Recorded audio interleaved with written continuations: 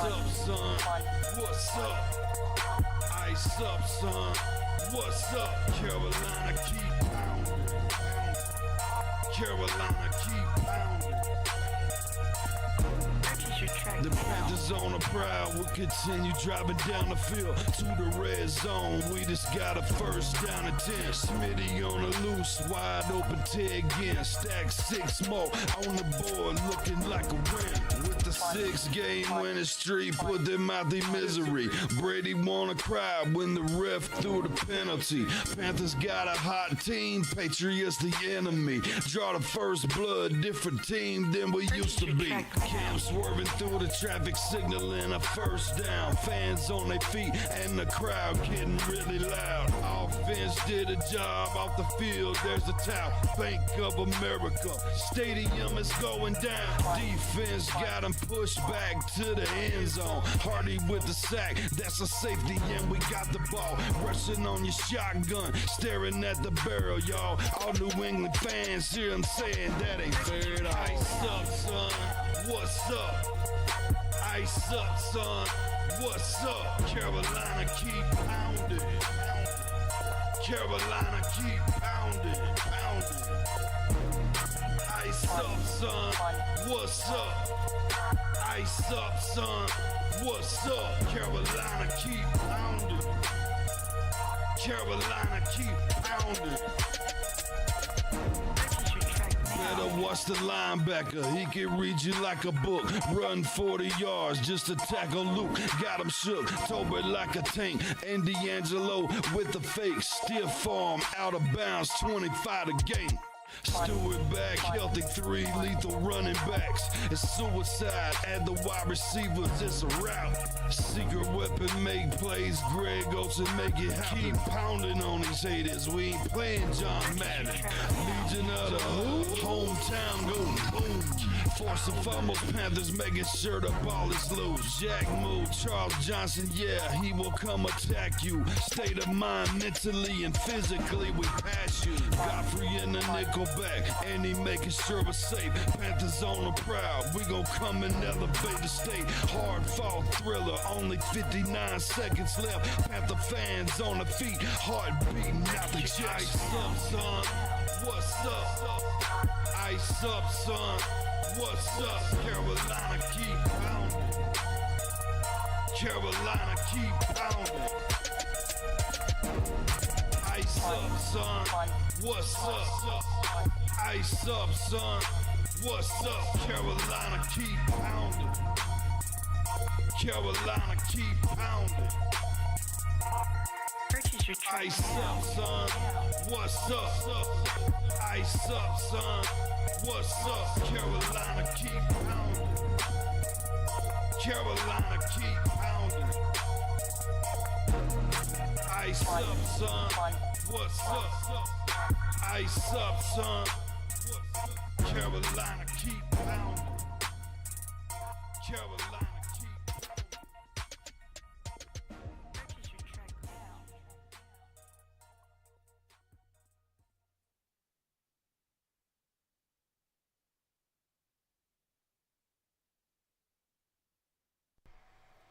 What's up?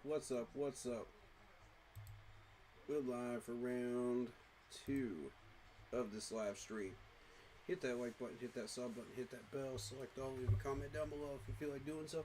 And don't forget to check out the Facebook group page. Keep pounding in all caps for in-game posts, polls, opinions, and reactions to NFL news, such as scheduling for the channel and for the Yahoo Sports app. Keep pounding Fantasy Football League. I have a bit of dyslexia today. Sorry. But a word vomit. If you like the intro that you see on your screen, go check out Lindara Ty on Instagram using her last name first, Ty, T-A-I.Lindara, L-I-N-D-A-R-A, for videos, panels, etc. to enhance your streaming experience. Go check her out. She's looking for new clients, fair pricing, awesome to work with, and just awesome in general. Lindara Ty on Instagram. Shout out to Monster Sub and Grub in Spartanburg, South Carolina. Get yourself a tasty sub if you were out in South Carolina on game day. Or even if you weren't. The owner is a Panthers fan, so tell him we sent you, tell him we said hi, and He'll hook you up with a tasty sub. All right. And shout out to all the other YouTubers out there, C3, PNP, Showtron, and a whole bunch of others. You know, Unk 2020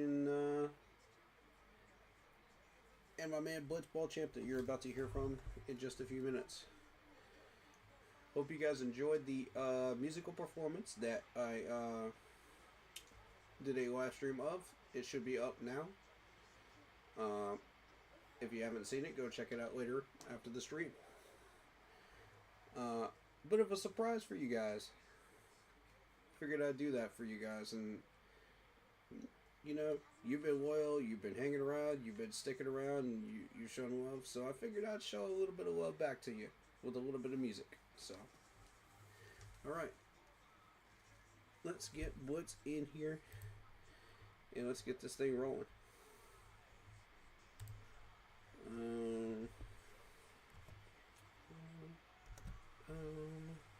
Boom.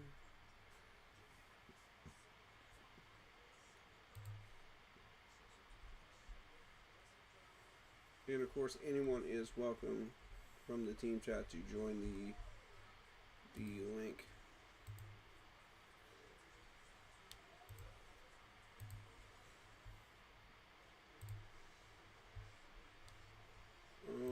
All right.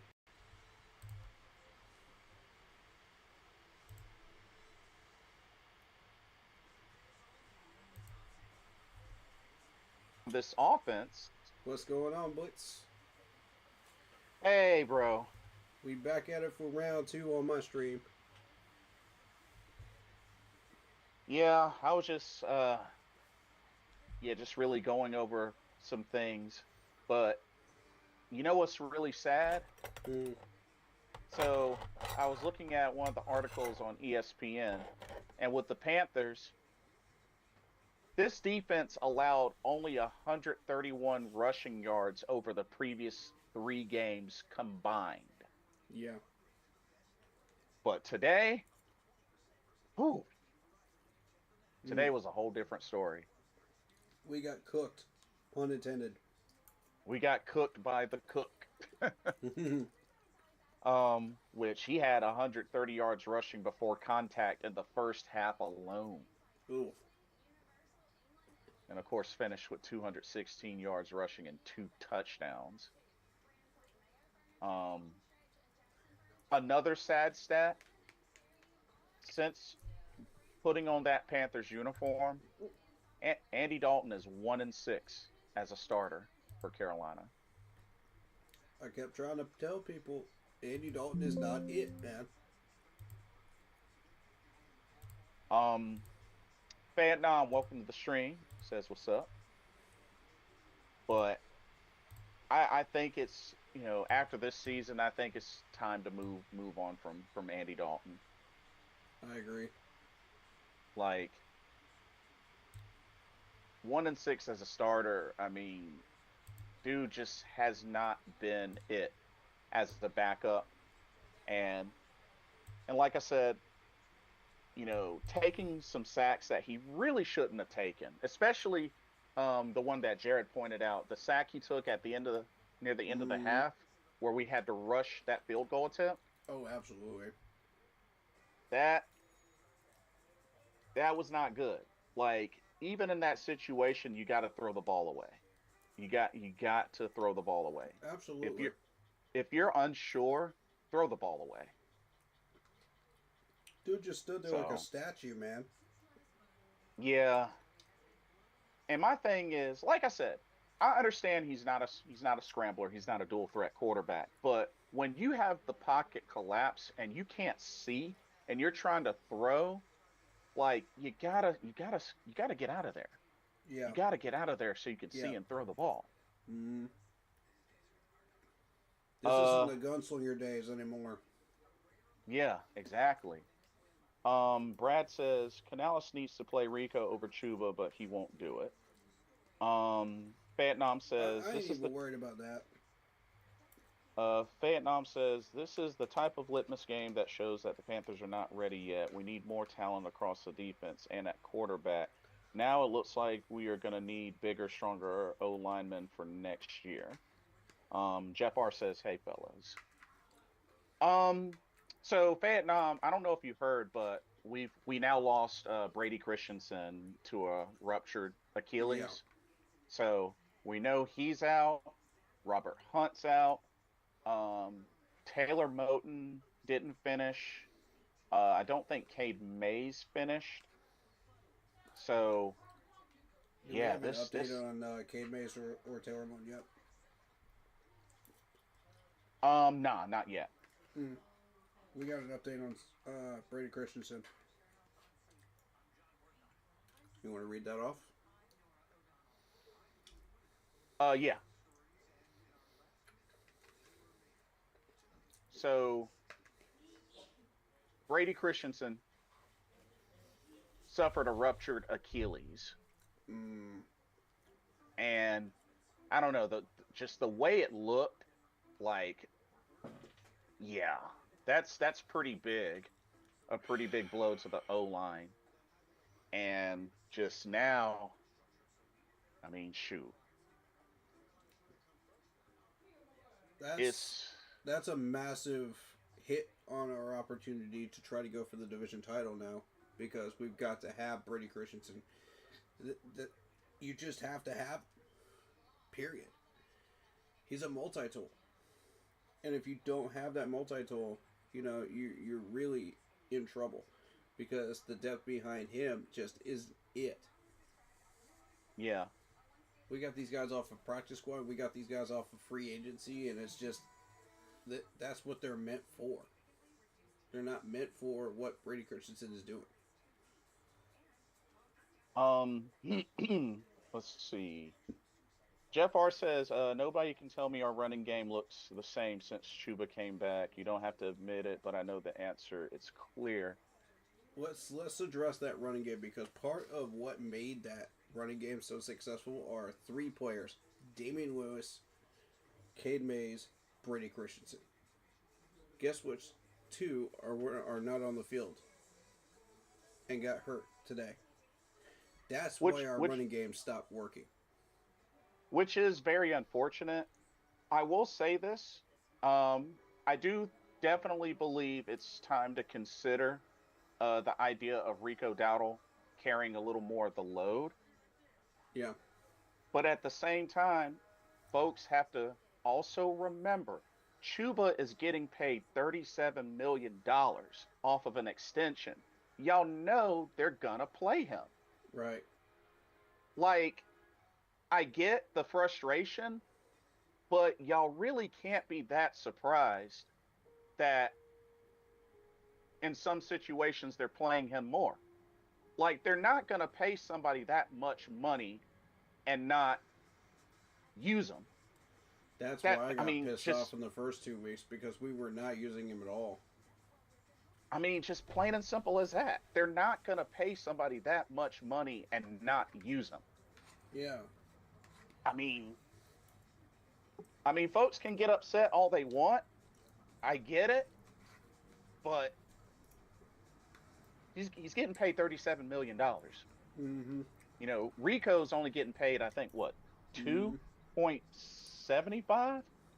Like, I get right now one is doing better than the other, but they're not just going to bench him. Right, exactly. Like, that's not happening. Mm-mm. And right now, it doesn't matter, because we can't get a run game going anyway, because the offensive line is hurt. So really, it's a mute point until we get this offensive line fixed. We won't have a running game. So let's deal with that first. And like I said, like Jeff R, Vietnam, what y'all are saying, Jarrett, what y'all are saying, totally valid. Mm-hmm. Totally valid. Oh yeah. I get it. It's totally valid. Mm-hmm. But at the same time, two things y'all got to remember. Like I said, yeah, if it was up to us, it's one thing, it's one thing. But Mm-hmm. like I said, you got to understand why they're doing what they're doing when it comes to the contract situation. Mm-hmm. And number two, we also have to remember how it even got to that contract situation in the first place. Mm-hmm. Can we at least admit? Can we at least admit that going into this season that Chuba earned his contract? Can we at least admit that? Yes. Have your feelings about Chuba currently. That's fine. I get that. But can Mm-hmm. we at least, as fans, on the same side, can we at least admit that going into this season, Chuba had earned his contract? Can we at least admit that? That's all I'm asking. Can we at least admit that? Absolutely. Like I, like I said, I get the difference in production right now. That's Mm-hmm. apparent. That's clear as day. Feed out hand. I get that too. But at the same time, there's a reason that they're doing what they're doing. We may not Exactly. agree. We may not agree with it. That's totally fine. I get it. I totally get the frustrations. Mm-hmm. But I'm not surprised. Right. You know, Vietnam says yes. Last year Chuba did well. Yeah, Mm-hmm. I mean, and that's the thing. Yeah. I mean, Exactly. and like I said, I don't doubt that the idea of having Rico take more of the load. I'm not against that idea. I'm definitely Right. not against that idea. Neither am I. I was But suggesting a 75-25 split coming off his injury. but like, at the same time, at some point, some of this we got to ride out. Mm-hmm. Because the thing is, the moment somebody struggles and we just drop them off, like if we continue to go into that cycle, then I mean it's going to be hard to really develop anybody. Correct. Especially for the long run. Mm-hmm. I mean, after all, I mean, let's keep it real. A lot of folks were way, way before now ready to just drop Bryce. I mean, let's just keep it real. Mm-hmm. But at some point,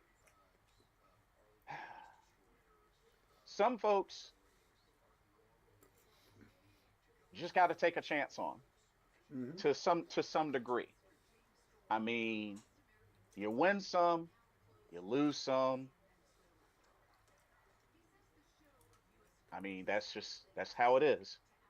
I mean, And I they're saw gonna some stuff with Bryce, that I believed him.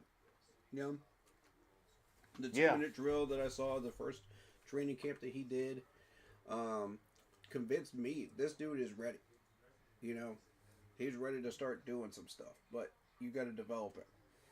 So it's going to take time. It's going to take a lot of patience. People are going to be pissed off. They're going to be upset.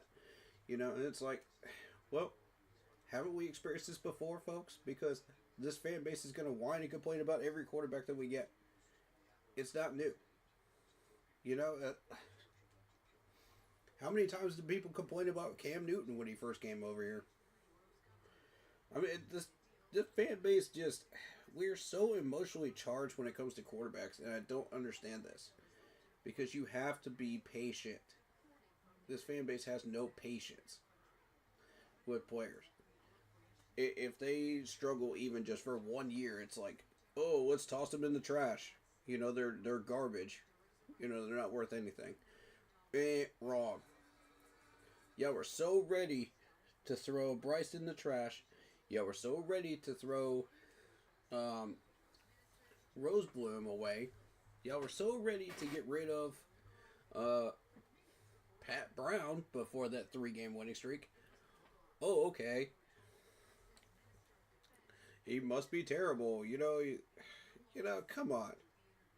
now I will say, coaching has to also play a big part in this. Right. There's got to definitely be better decision making, especially with the flow of the game. I will agree to that, and I do understand that this is a what have you done for me lately sort of Mm-hmm. league. All I'm saying is at some point, like you got to make up your minds Mm-hmm. on like who you're going to invest in. Right, and stop flip flopping. But that's the thing, Jeff. We haven't had the same roster since 2015 for multiple years.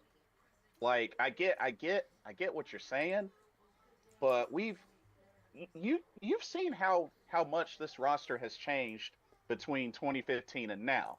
So Mm-hmm. Mm-hmm. that's the thing that we got to keep in mind. I understand the frustrations.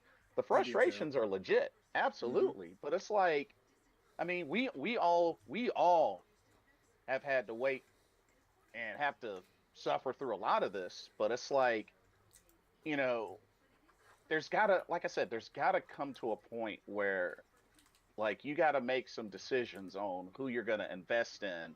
Mm-hmm. And, sometimes certain folks are not going to get it on the first try or the first couple of tries. I mean, that's Right. just the way it's going to be with some of these athletes. Plain and simple as that. How Not many times everybody did it is, take Thomas Edison to create the light bulb? Come on. yeah, it's just like also equivalent to how not every first round draft pick or second or third round Mm-hmm. always work out. Right. I mean, unfortunately, even this franchise has found that out the hard way on a couple of occasions. Yep. But that's just how it is. Mm-hmm. That's just how it is. You're not gonna hit the mark on every move. You know, Yeah. like you're not gonna hit the mark on every move. I wish we could. I wish we could.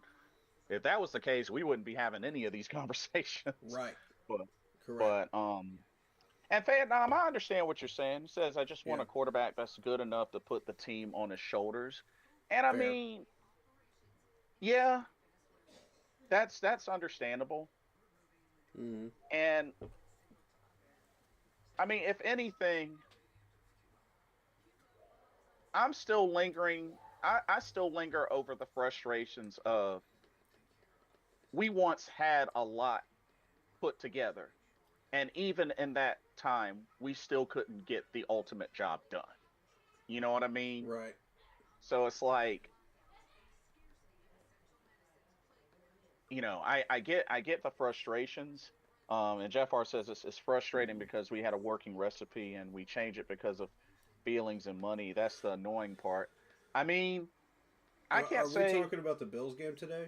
Is that what we're talking about specifically?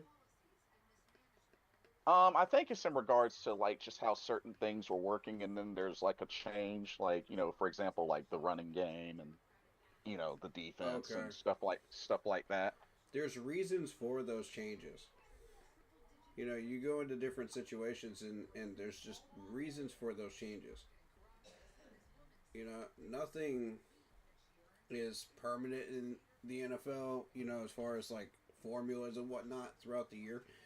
You know how many times the Chiefs actually have to change their formula while they're trying to adjust to other teams?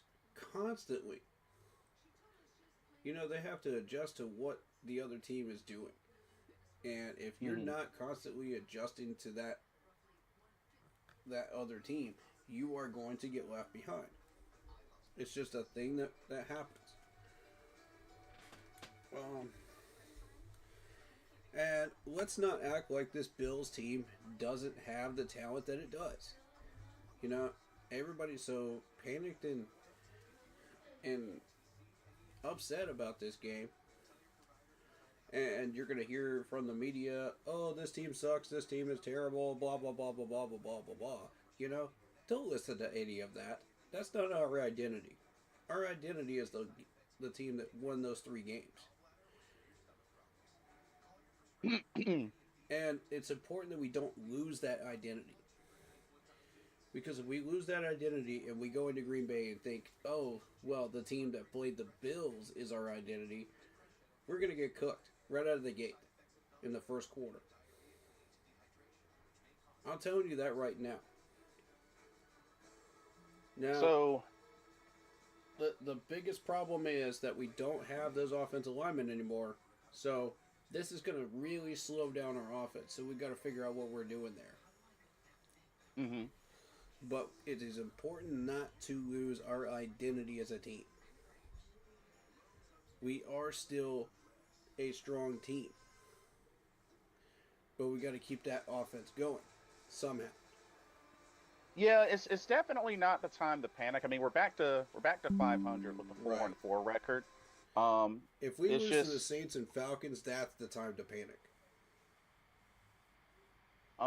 Vietnam says okay, a couple of things. Says, do y'all remember those high-powered Drew Brees offenses like the ones Tampa Bay or no, I'm sorry, Tom Brady and Peyton Manning had? That's what I want us to build here in Carolina. How can we have an offensive minded coach with a below average offense? Jeff R, thank you so much for the super chat. Stop Support comparing us to everybody so, else. to support the channel. We had First no of all, reason to change. Thank you for that, Jeff R. Wanted to make sure I shout that out immediately. Um, so a few things, Vietnam. Number one, while those times were definitely, I mean, they speak for themselves. I can only imagine how difficult it must have been to even build those up. mm-hmm. Because, like I said, so many things have to fall in place for that to really, I mean, we were blessed. Yeah, We were definitely blessed yeah, during that time. Um, I mean, do we miss it? Absolutely. That's totally valid. yeah, But also, there were even things missing from that as well. mm-hmm. After all, we didn't achieve the ultimate prize, and we've been to the big dance twice. So, I mean, that's the reality of it. Of course, having that type of roster and whatnot is gonna, of course, better our chances. But I mean, there's always gonna be a sense of frustration that kicks in, even when having those things and still coming up short. You know what I mean? yeah. Now as far as the offensive minded coach, uh, as far as the offensive minded coach, below average offense, I mean, it's like I said before, this team has thrived more on a defensive minded head coach. That's just my personal opinion. Um, thank you, Vietnam, for the 4.99 spot. Says I will compare us to anything I want wherever I want. I fan how I fan. I mean, kudos to, if that's how you feel, I get it. Final boss, welcome to the stream. Well, you didn't let me finish Vietnam because here's the thing. The reason why I'm saying that is because everybody wants to compare what we're doing to something else. How about we just create something unique to us and win with it? You know, that's what I was trying to say. I'm not trying to tell you how to fan. You know, um, Wait, wait a minute. Hold we're hold not on. Tom Brady. We're not the Tampa Bay Buccaneers. We're not the Chiefs. We're not the Bills. We're not, any of these teams that you're wanting to compare us to. We are our own team. We are our own entity. You know, Hold on. Phanom says defensive minded coach hasn't won us any. How you figure? yeah. How do you figure Like on that one? we made it to the Super Bowl twice under defensive minded head coaches. Right. We had we had division titles and NFC championships under defensive minded head coaches. Yep. They're the ones that have gotten us the closest. Yep. Don't forget that. Yep. Those are the ones that have gotten us the closest. Now, I can understand we may not have had, many offensive minded head coaches, in the history Right. of the franchise, but so far that hasn't really gotten us anywhere as close. Yep. I want to Because I mean, apologize to the people in my chat because we're gonna get to your comments soon. But go ahead. but that's the thing, Vietnam. I mean, yeah, they may not have gotten us Super Bowl rings, but the offensive minded head coach, hasn't gotten us as close as that. I mean, I'm just saying, like, Mm, the high powered offenses and whatnot. I mean, it's not like there was a time where we didn't have a great offense, but I'm just saying the two times that we had gotten close enough, we had defensive minded head coaches, and that yeah, shouldn't be looked down upon. exactly. Espe- and It should and be and praised. and the reason why I say that, if that wasn't such a big deal or whatnot, then why is 2015 mentioned so much? Exactly. I mean, if there's a reason why 2015 gets mentioned a lot, I mean, for obvious reasons, Hmm. but we had a defensive minded head coach at the time, Right. you know? In the form of Ron Rivera.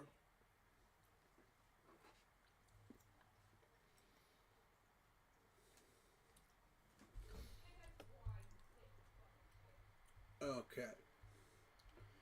So, David Screw says, don't mind losing, but losing like this is unacceptable. Should Ajaro's job be on the line? After this game, no. It's the Buffalo Bills. Come on. Don't act True. like the Bills have the same talent level as we do. They don't. They're higher talent level players. We knew that going in. Let's not pretend like we didn't know. Okay? And I told everybody in the preview stream this scenario was on the table. You know, it could happen. So I had already written this game off as a loss anyway. It's not going to affect us on our 9 to 10 win journey to try to get the division back. But the Green Bay game will. So that should be our focus right now. Not on a Gyro's job. So I think the other thing to keep in mind is, like Blitz, you were just saying. Go ahead, say it again. What's up? Josh Allen. Oh, Josh Allen. I mean, one, he didn't really have to do much this game to really. He didn't really have to do much. I mean, the running game He's an smoked. MVP for a reason. Oh, there's that as well. I mean, there is Yeah, that you as said well. that several times during the live stream. Yeah, I mean, that's why, he was definitely somebody to take seriously, besides Yeah, the running game, because I mean, it is Josh Allen. It's yeah, just, when one part of the ball is doing their part, it was just like he only had to do a yeah. little bit. All he had to do was just toss the ball. We were playing nickel defense again, like we did in the first 3 games, and I was like, "What are we doing?" That's the stuff that frustrated me with a Gyro. Like, he's got to get out of that mindset of, okay, we're going to run the nickel and dime in a 3rd and 1 situation. It's like, why? Why? There's no reason to run a nickel in a 3rd and 1. That's why I was confused. I was like, what are you doing, bro? um, Phantom says, not yet. We never really built a high-powered offense. Now, do you mean since 2015 or like in general? Because I If would you're have to talking beg in to general, I'd have to disagree. now if we're talking since 2015, okay, I can give you that. Right. But Mm-hmm.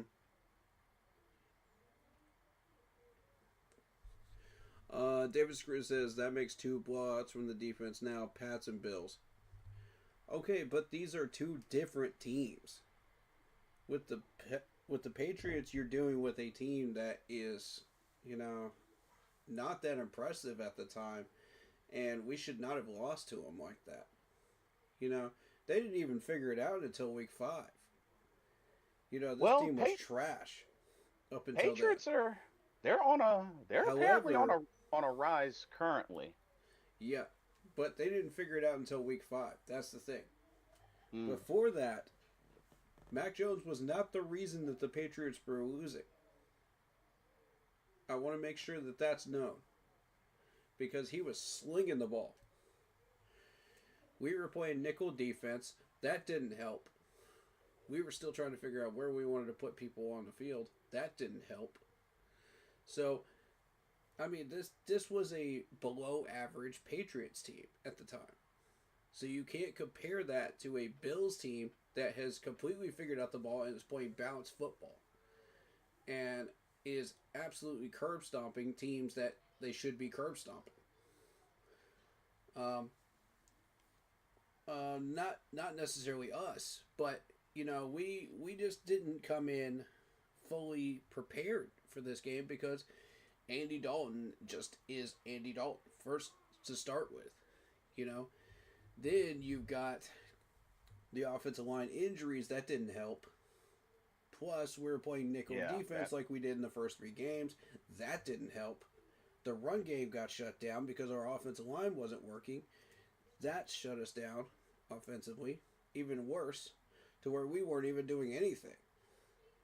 We were barely lucky if we got these first downs. So, there's a lot invested in here. And with all of that going on, the defense is on the field too long. They can't get a pass rush going. Right. Because they're on the field too long. They're worn out. They're tired. They need gas masks. Like, you're wearing out the rest of this team because we don't have what we need. The Bills tested our depth and they won. It's as simple as that. Which we already knew we didn't have the depth. So why are we complaining about it? First of all. Secondly, we knew they had that caliber of players that were going to test our depth and run circles around it. Yeah, it was pretty bad. I mean, you're talking about a Bills team that let me pull this up because this is a very, very dangerous Bills team. They went through the Ravens and beat the Ravens with Lamar Jackson, I might add. Yes, with Lamar Jackson at full health, they beat them. They beat the Jets into the ground. Jets were terrible at the time. 30-10, not a surprise. They beat the Dolphins 31-21. Were they even trying during that game? They beat the Saints 31-19. Were they even trying? Because they just put up 40 on us. Did they lose to the Patriots? Sure. Did they have a loss against the Falcons? Sure. They had 2 letdown games, and then they figured it out again. That's the sign of a great team that's about to make a run. A serious run. And they've had that depth for a number of years. Ever since 19. So let's not act like they haven't. They've been in the playoffs every single year since 18. Every year. Yeah. So we do not have that type of talent to compete with that.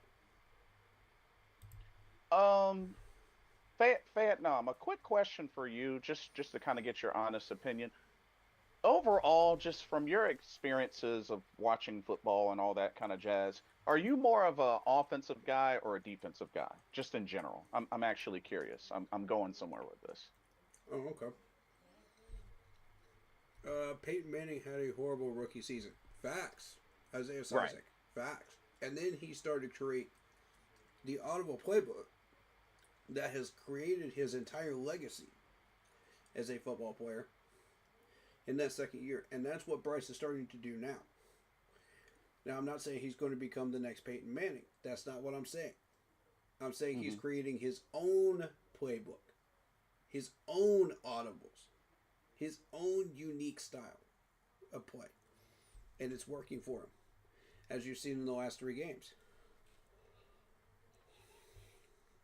Yes, the line didn't play as expected, but there were times when Andy held the ball too long in this game. The turnovers killed us today. The time was at the goal line instead of throwing the ball away. He took the sack. Yeah, Andy was trash for most of this game. The only thing I don't accredit as his fault was the interception, because Icky failed on his block.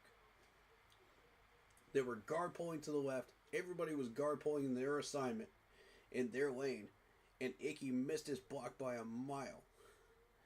So the dude was standing right in front of Andy and easily picked it off. I mean, everything else, though, everything of him standing in the pocket and giving up the fumble and Corbett's fumble as well, yeah, that's his fault. 100%. So, okay, so Vietnam answered my question. Mm-hmm. So doesn't matter. I'm all for anything that wins us games. Doesn't have to be flashy. Um, but he says from my experience with this team is that every time we have a top defense and make it to the playoffs or the Super Bowl, we lose because our passing game lets us down. Well, Do you know how hard it is to have a here, balanced football team here's on the a thing with consistent that. basis? Here's the thing. Here's the thing with that. So Vietnam, you remember what happened in the year 2000? You remember who won the Super Bowl in the year 2000? Mm. So what was very interesting about the Ravens winning that Super Bowl, when you really think about it, their quarterback Trent Dilfer Mm. did not put up a lot of stats that season. Mm. Only finished with about what 1,500 passing yards, maybe a handful of touchdowns. Mm. But we all know it's clear that defense really won that championship. Yep. That's why the phrase is still around. And I guess what I'm saying is One of many reasons. like I guess what I'm saying is like just honestly, I know many would be satisfied with, just us winning a title in general. Absolutely. I Mm-hmm. think we could speak from all of that. Mm-hmm. But let's be honest with ourselves. Y'all know y'all have your preferences and you push hard for your preferences on how specifically you want this team to be, whether it's for this side of the ball, that side of the ball. And Mm-hmm. like I said, it's okay. It's totally okay. My only thing is at the end of the day, when this finally does happen, whenever that time is, it might not be as pretty as we all want it to be or hope for, and that's okay. Because honestly, at this point, I'm just ready for Carolina to win a Super Bowl, whether they have a craptacular record to get into the wild card or they win it undefeated. It don't Mm-hmm. matter to me. I'm past that. I'm over that. Right.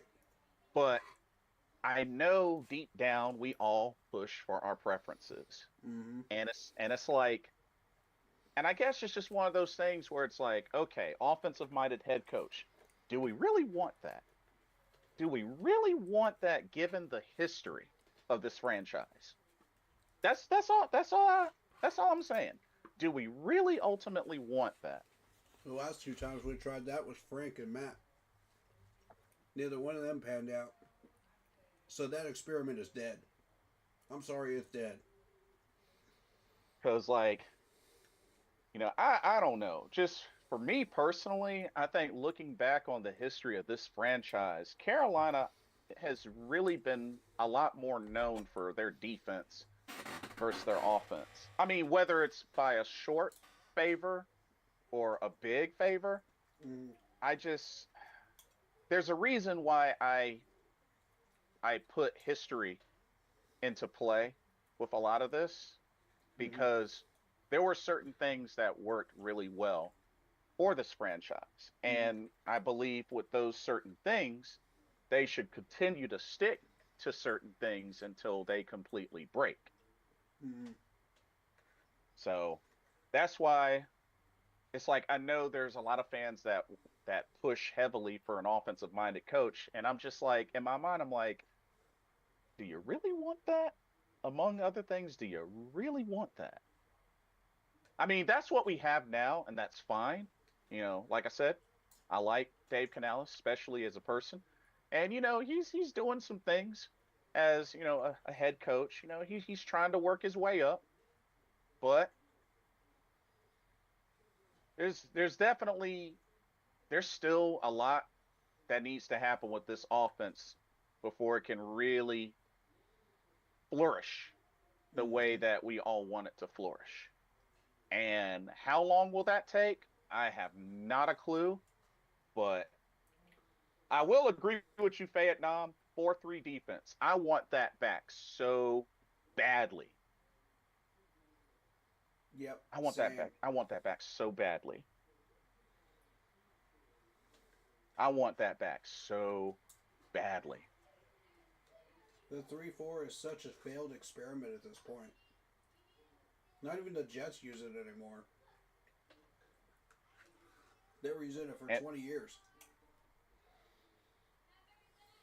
And then, well, when it comes down to, the run game situation, I mean, that's another thing that when you think about it, you gotta look at the coach a little, because at the end of the day, Dave Canales is the head coach. He's the main one in charge of the personnel and such. So I don't know. It could really be one of those things where I mean, we'll have to see how the rest of this season goes. Right. I mean, this is Canales' second year. Yep. But I don't know. The only thing I can say ultimately is, there's got to be some areas where, we have to consider investing in and just understand that investing in certain areas is going to take time. Yep.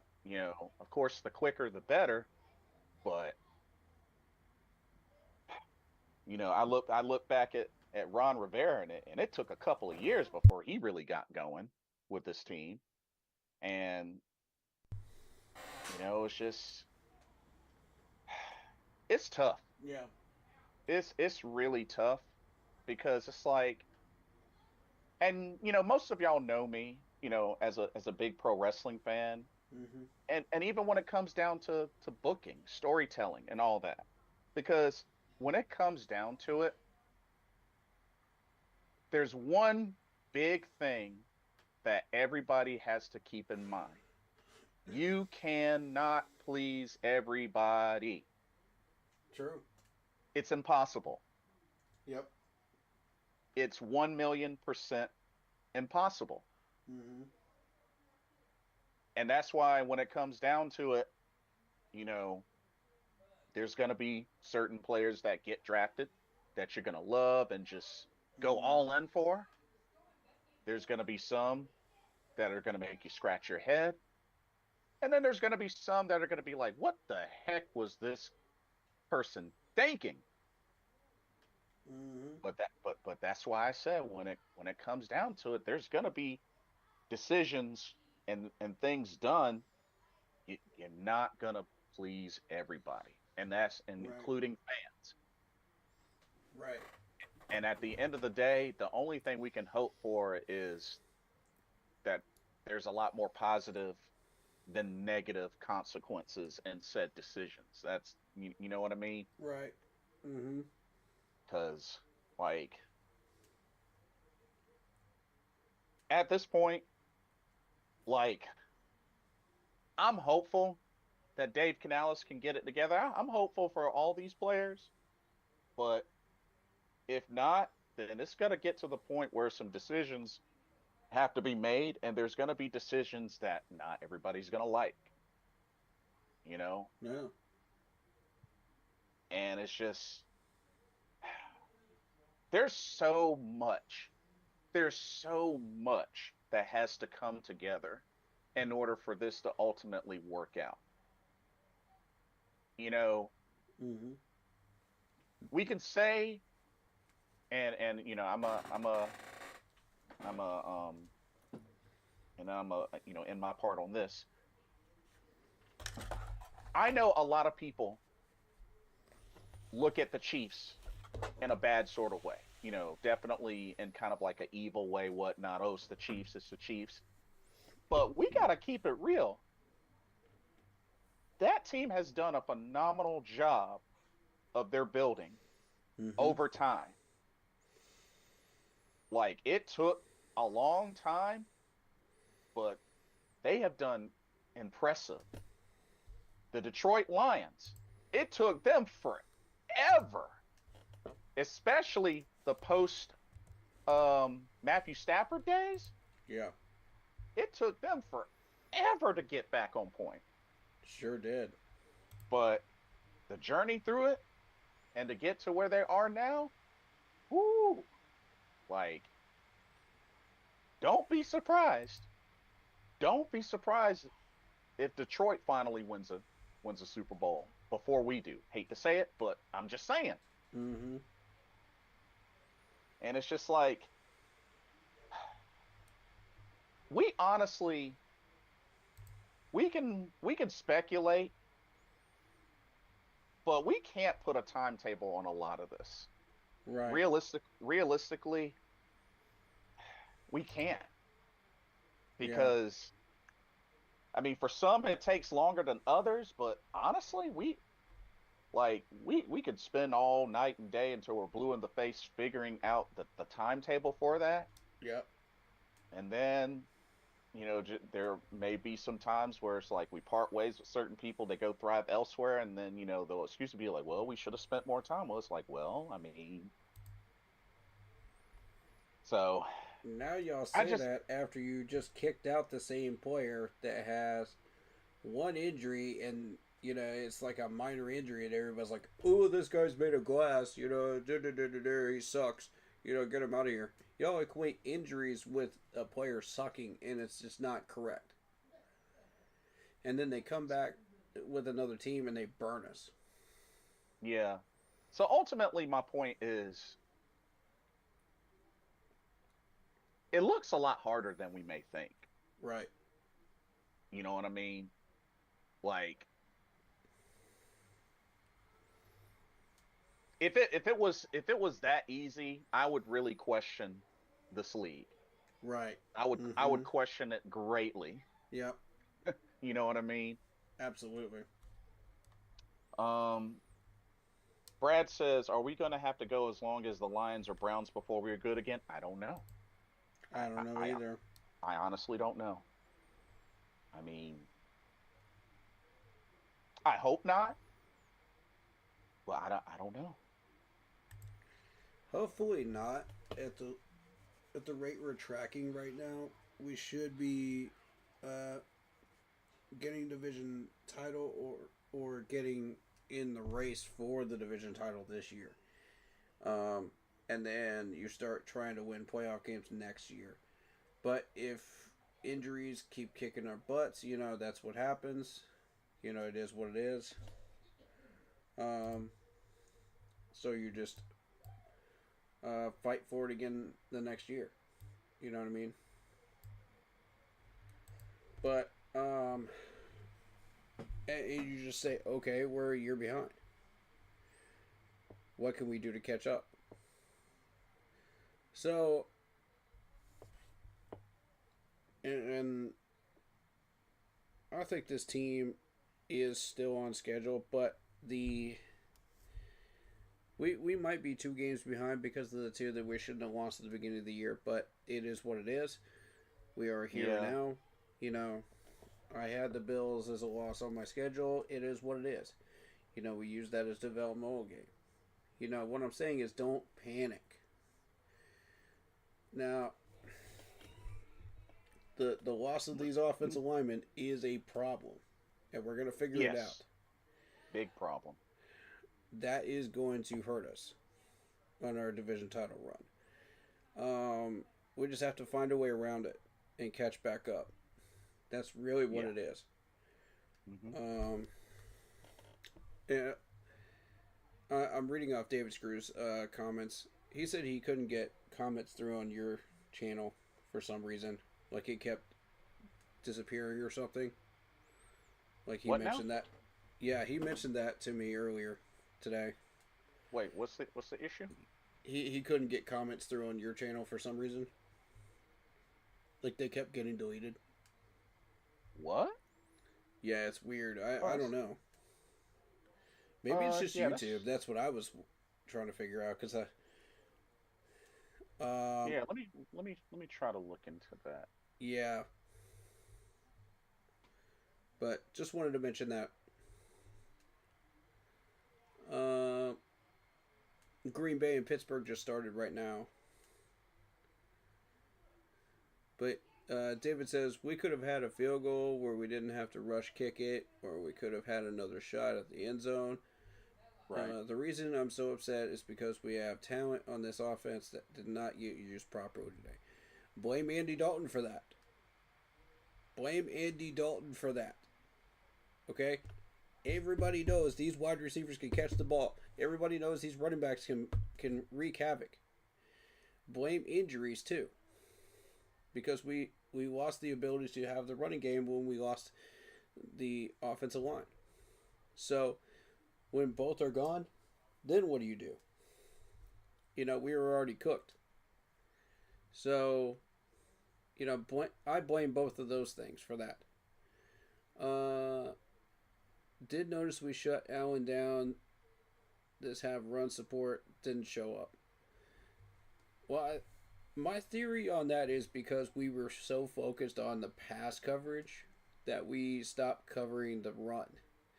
So it's like this whole situation of a boat with holes in it, you know? If you try to fix one hole, you end up with two more broken holes that you didn't have before. You know, so it's... And then you have to try to plug those up. And by doing that, you then reopen the hole that you just plugged earlier. You know, so it's a balancing act. Really. When you're lacking the talent, you're lacking the depth to fully balance your team, that can happen a lot. And that happens with pretty much every team out there except for the Bills and the Chiefs, I think, so far. The Eagles had it figured out for a little bit last couple of years. But it is so David, hard to do that. David, if you hear this, try again. Try again. Like whenever you get a chance, try again. Yeah. But how many teams can we say over the past 10 years that are truly a balanced team? Like they have figured it out. You know, very, very few. You know, and even fewer still when you're doing it over a consistent number of years. So, to have a measure of success like that, it takes a lot to get that done. A lot. People don't understand how much work goes into that. You have to make sure you have the right draft picks. You have to make sure that you are paying these guys correctly. You have to make sure that you are giving these guys long-term contracts so that they stay here. You know, you have to make sure that you get the right free agent picks. There's so many elements that go into this. And then every one of these players has to perform every single week consistently. You know, and be the best versions of themselves every week consistently. It takes a ton to do that. Brad asks, "Do you think we have our long-term quarterback?" I want to say yes, but at the same time, there's elements of his game that we would still like to develop. You know what I mean?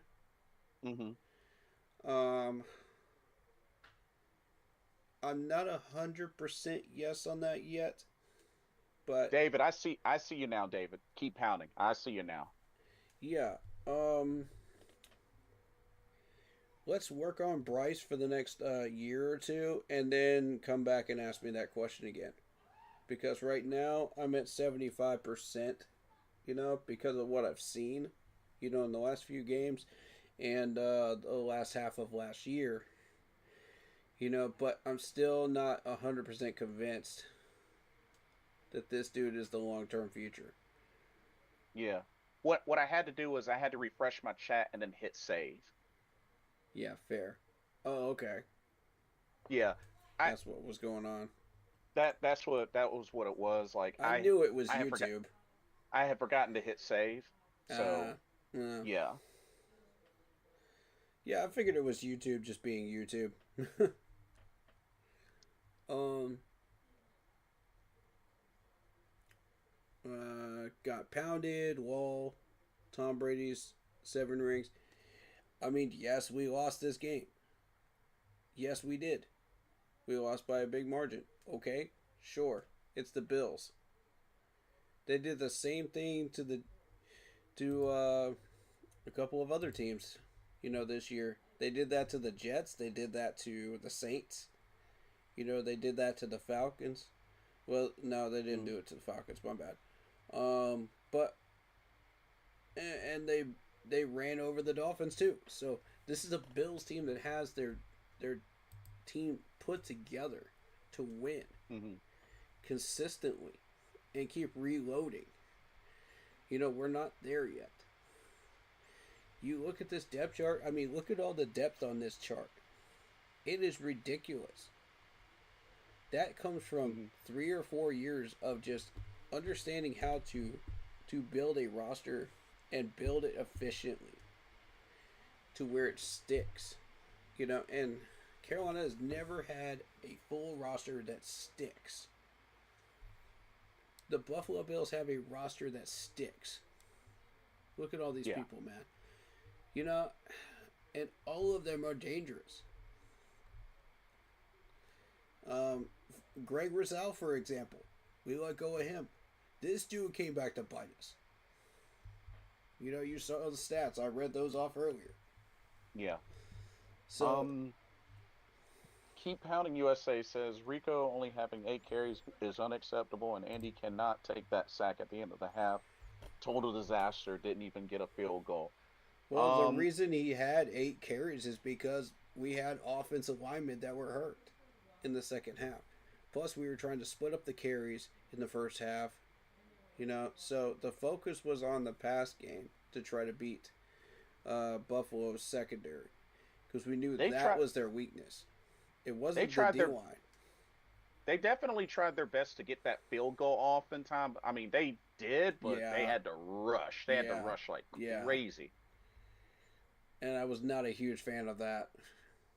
You never want to be in those situations where you have to do that. Yeah, because they had to rush that like crazy after Andy took that sack. What made it even worse is the fact that they had all 3 timeouts in that situation and the clock. So if they didn't like any of our formations that we were running, they could have easily called all 3 of those timeouts. And kept us from running any play that was designed to get into the end zone. So that was another bad thing about that situation. You never want to be in that scenario. You always want to be in the opposite scenario. Fair point. Fair point. Let's see. Now today, didn't realize Allen had 170 yards passing. My bad. I'm complaining because it's embarrassing losing 40-9 at our stadium. But I mean, it's the Bills. Again, like you're discounting the talent level that they have versus us. You're ignoring that. And you're only focused on the score. You're tunnel visioning it, buddy. With all due respect. And, when you put emotion into the game, when it comes to stuff like that, and I understand a lot of people put emotion into this and the fan base. I get it. Okay? It's frustrating. It's not cool to lose a game like that. I get it. But again, you have to put it into perspective of this team is way more talented than us. They're way more disciplined. They take care of the football. They do all the things right that they're supposed to do. Meanwhile, we are still struggling to do at least half of those things that they have already figured out like 3 years ago. So we have to get all those things, all our ducks in a row, before we even think we have a shot to battle something of that caliber. Yeah, and for some reason, we managed to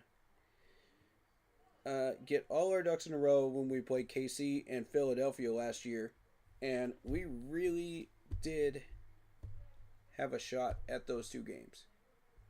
Mm-hmm. And I was impressed because we were playing way harder and way over our head more than what I thought we had. So I said, okay, we're ahead of schedule. Nice job, you know? Nice. This is what we want, you know? Now, But Jared. Oh, go ahead. I'm sorry. But you transitioned into this year. We go back in, we try to figure things out, and we're stuck behind because we're still trying to get all that stuff, you know, back to where it was. And it takes time, it takes patience, and it takes a lot of discipline, which, you know, this fan base doesn't have patience, you know, when it comes to this stuff. So I just want to say that, you know, and you can't just take the element of the talent level out of the debate. It doesn't work. You have to talk about it. The Bills force you to talk about it. Jared said, let's see, Buffalo's run defense was 31 out of 32 coming into today. Secondary is not their weakness. I mean, that's a fair statement. Yeah. That's a fair statement. When you look back at it, yes.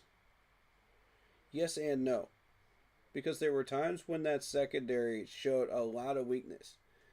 Let me see. Which games do I want to highlight here? One in particular is against Lamar Jackson against the Ravens. There were a lot of weaknesses there in that secondary that Lamar exploited. And then I also want to highlight the last 2 weeks where Mac Jones, you know, threw some darts into that secondary and was successful with it. Even the Falcons had a little bit of success, you know, moving down the field and moving the sticks. So it's not like they don't have weaknesses in that secondary. But yes, Jared, you are correct. The run defense is the main focus and was the main focus. That's why we tried to attack it with the run game, but once we got those injuries, I mean, that was it. And turned the ball over and Andy started sucking, that was it. Oof. You know, we just didn't have a chance. But I mean, like, if you're talking about the passes that Andy threw, like, that's just Andy being Andy. I'm not going to fault him for that. You know, it's just Andy being Andy. He can't cross that threshold. We know that now.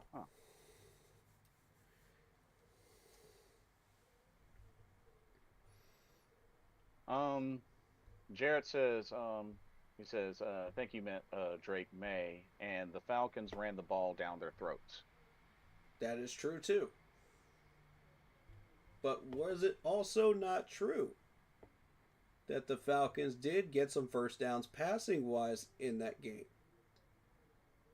It wasn't just all rushing. But yes, I do mean Drake May, yes.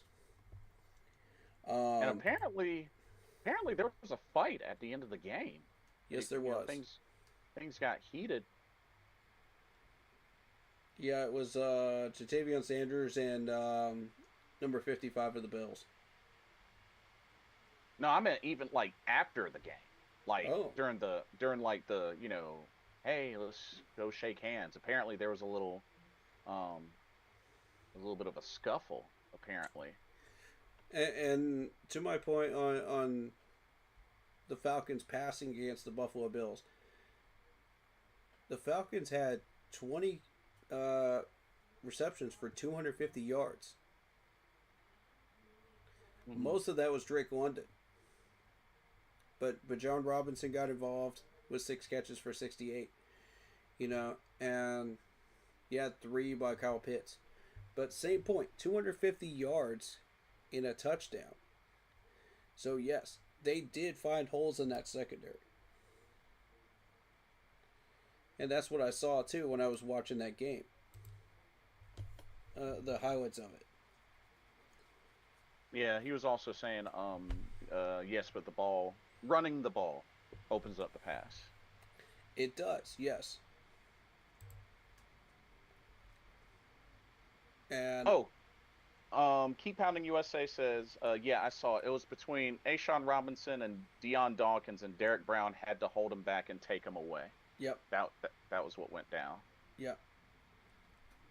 So Atlanta's rushing game against Buffalo, 32 carries, 210 yards, and 2 touchdowns. One by Hmm. Bijan Robinson, one by Tyler Aguilar. So yes, you are correct. But I also wanted to point out that I am correct as well. Both can be true at the same time because they have more passing yards than rushing yards against the Buffalo Bills. So both can be correct at the same time.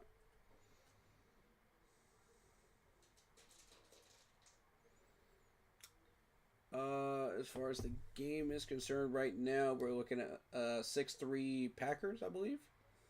Yeah, 6-3 Packers. Yeah.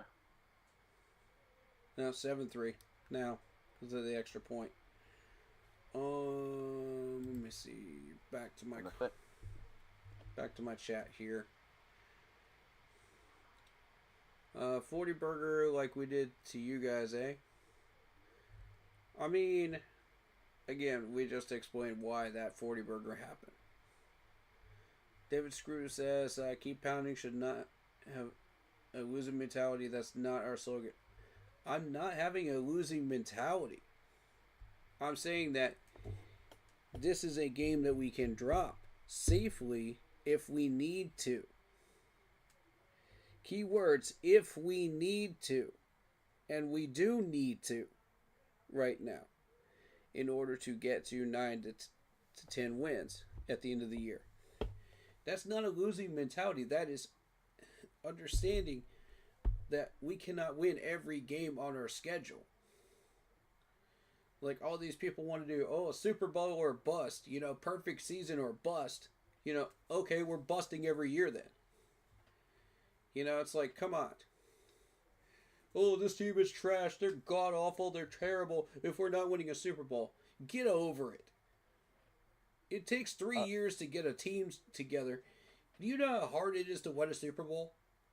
Do y'all realize how tough that is? And to do it consistently? Very. I mean, even getting there is already hard enough. Brad said Bijan lost a fumble today. Oh. Keep Pounding USA says, do y'all think we could have won if Bryce was the quarterback instead? I mean, you could argue either or, sure, I but think it's we would like, have put up a good fight in this game. And possibly, I don't want to speculate that it could be a win or not. yeah, A lot because of things can happen when that ball is kicked off. You know what I mean? what could a Bryce Young have done about that D line not stopping the run? You know what I'm saying? Like, That's a good I mean, point. it's one aspect, They of didn't stop course. the run in the first quarter. Yeah, or This is before we had Derek Anderson out. Andy Dalton out there. Why do I keep saying Derek Anderson? This is in 2015. Andy Dalton. and and the way the O line played. I mean, shoot, Yeah. and already more injuries piling up. I mean, I don't know. Like either way, either way, it would have been difficult in general. I think so too. Yes. We would have to play a near perfect game to win. Um, we would have to employ that same strategy we did against Dallas. But is it possible? Anything's possible in the NFL. You've seen it yourself. Look at all the upsets that have been going on this year. So, is it impossible? No. But, highly unlikely? Yes. You would have to control the clock. You would have to control the ball. You would have to not shoot yourselves in the foot. You would have to keep putting up points. You would have to battle against that lack of a run defense, as well as a couple of other elements too. So I mean, it's not easy just to say, oh yeah, Bryce Young would have won us the game. You know, you have to put all of these elements together and look at it as a whole picture. Yeah. And I So understand Jarrett, that's tough for people to do, but so Jarrett's saying, and this is out of love. This is out of love. But he was saying that it's like you keep acting like we're expecting to win this game. With all due respect, you're sunshine pumping a bit after getting absolutely embarrassed. This wasn't a one possession game. We got flat out embarrassed and ran out of our own stadium. No matter the opponent, it's not good nor excusable. I mean, I never expected to win this game to begin with. I said that from even before we started the season, because I knew what Buffalo was capable of, and I knew what their talent level was. Yeah, I So I'm going to definitely, go ahead and say that. I've said I that def multiple times on VOD. You can go check it. it, and it is true. I vouch for Corey on that. That was one of his picks with Buffalo winning. And I know for me, it was more so there was a little more of a fighting chance with Bryce, but if we had Dalton, I didn't really see it working out. And, ever since the beginning, and that's why I agree with you, Corey, this was not one of the games that I picked us to win originally. I mean, for obvious reasons. I Yeah. mean, you know, um, Brad says, what could Bryce do about Icky and Brady being a couple of turnstones?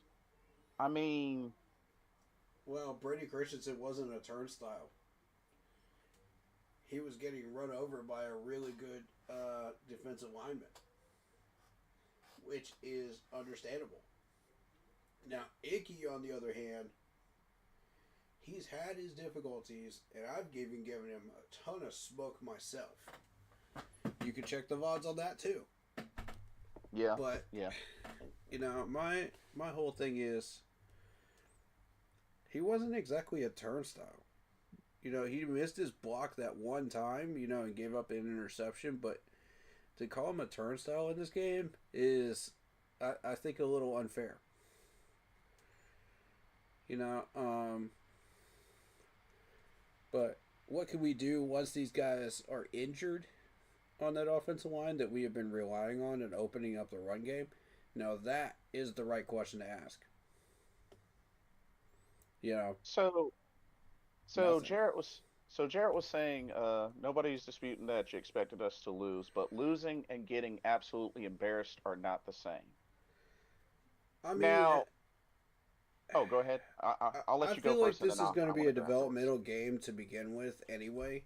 So, you know, I didn't want to say this on camera, but I'm going to go ahead and say it now. I think, because I don't think we're going to have any NFL scouts or anything like that watching now. Um, I feel like the plan was to not show the Green Bay Packers what we are actually going to do next week, and have a lot of stuff on tape. Once we started losing big, it was like, okay, yeah, let's just let it continue and not put a ton of stuff on tape. Because if the more we put on tape, the more dangerous that's going to get for us trying to game plan around it. So Now, yeah. I don't know. I don't know that was a smart idea. Like game planning and trying to use a bunch of crazy plays and whatnot. It's not smart. Um, I want us to be well prepared and come in and hit Green Bay in the mouth. You know what I mean? when we get Mm-hmm. everybody healthy again. That was the plan. And then we heard about Brady Christensen. And then it's like, okay, now what? Now Now, we gotta sidestep and figure out what we're gonna do. right. Now, Jared, let me ask you this, Jared, because I kind of you got me thinking about something. Mm-hmm. Okay, losing and getting absolutely embarrassed are not the same. Here's the thing. Number one, they yield the same results. No matter how they look, they yield the same results. It's a Period. loss. End of story.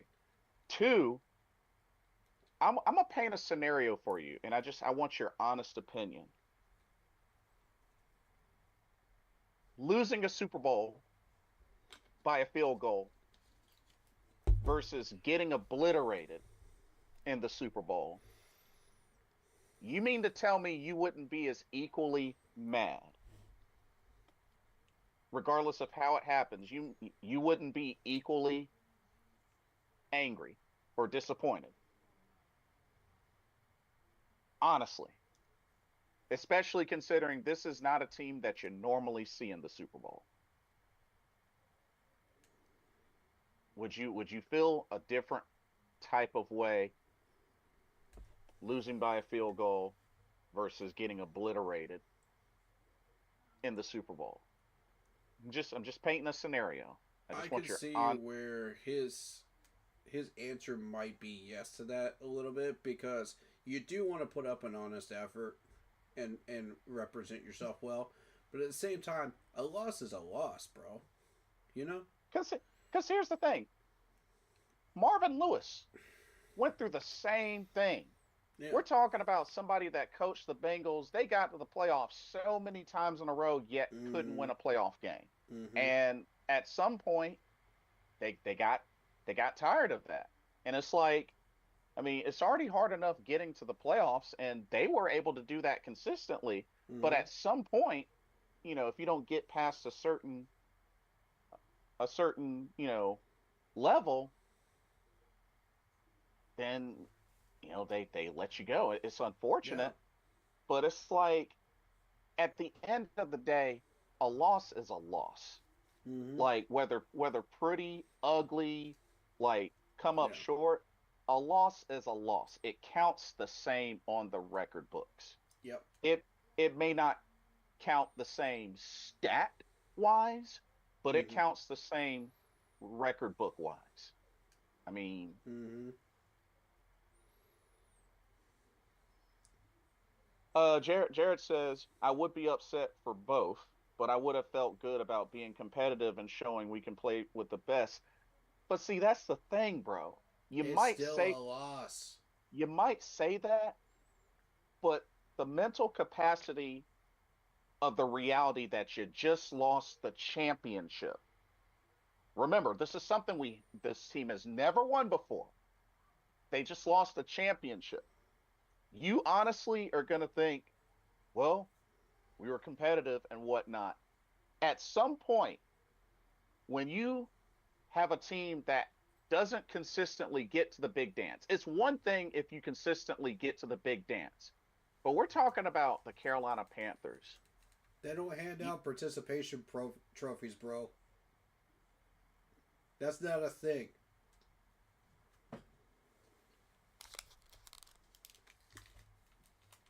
You're uh, not gonna feel great because, oh yeah, I participated.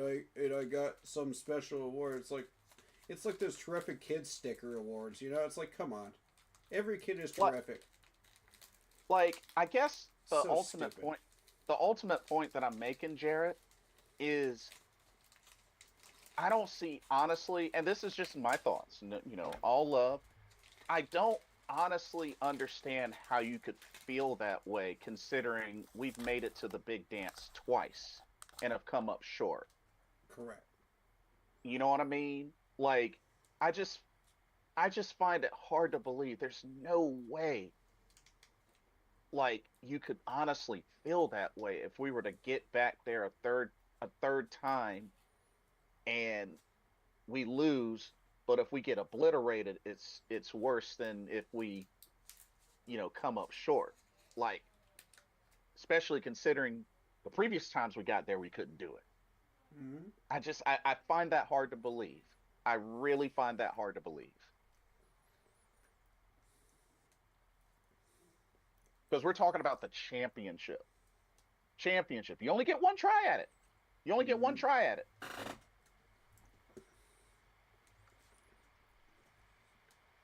Brad says, I don't understand why the Bills changed up their running style and Avero had no answer for it.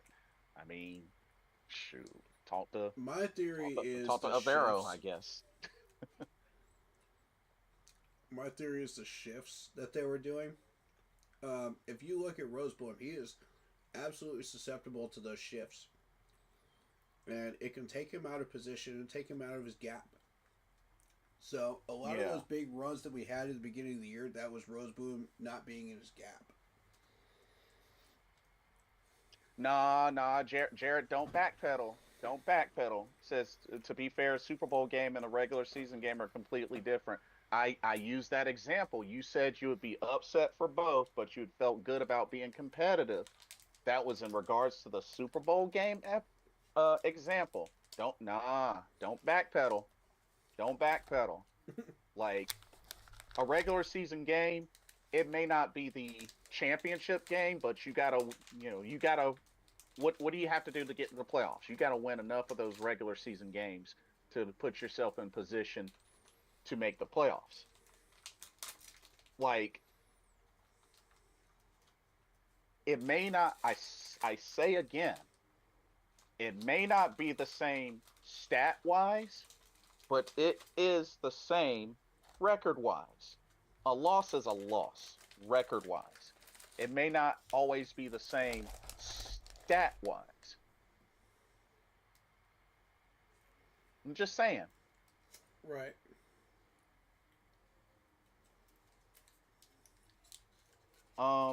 Super Trebo says it's a good thing I was doing my 12-mile long runs outside and missed most of the game today. I see I didn't miss much. Wait, were you planning on missing the game originally? Be honest. Be honest. Because you can't really say that if you were planning on missing the game in the first place. You can't really say that, Super Trebo. Calling you out. Now, if you saw the game and regret it, that's one thing. But you can't say that if you were originally planning on missing the game. You can't say that.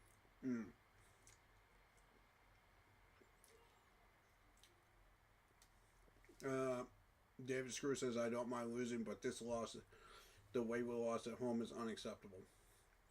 Again. Jared. Get out of your feelings, bro. Jared, me personally, bro, I keep it real with you, Jared. I don't like losing, period. That's just me. I don't like losing, period. Like, no matter how you shape it up. Because like I keep stressing, it's the same record-wise.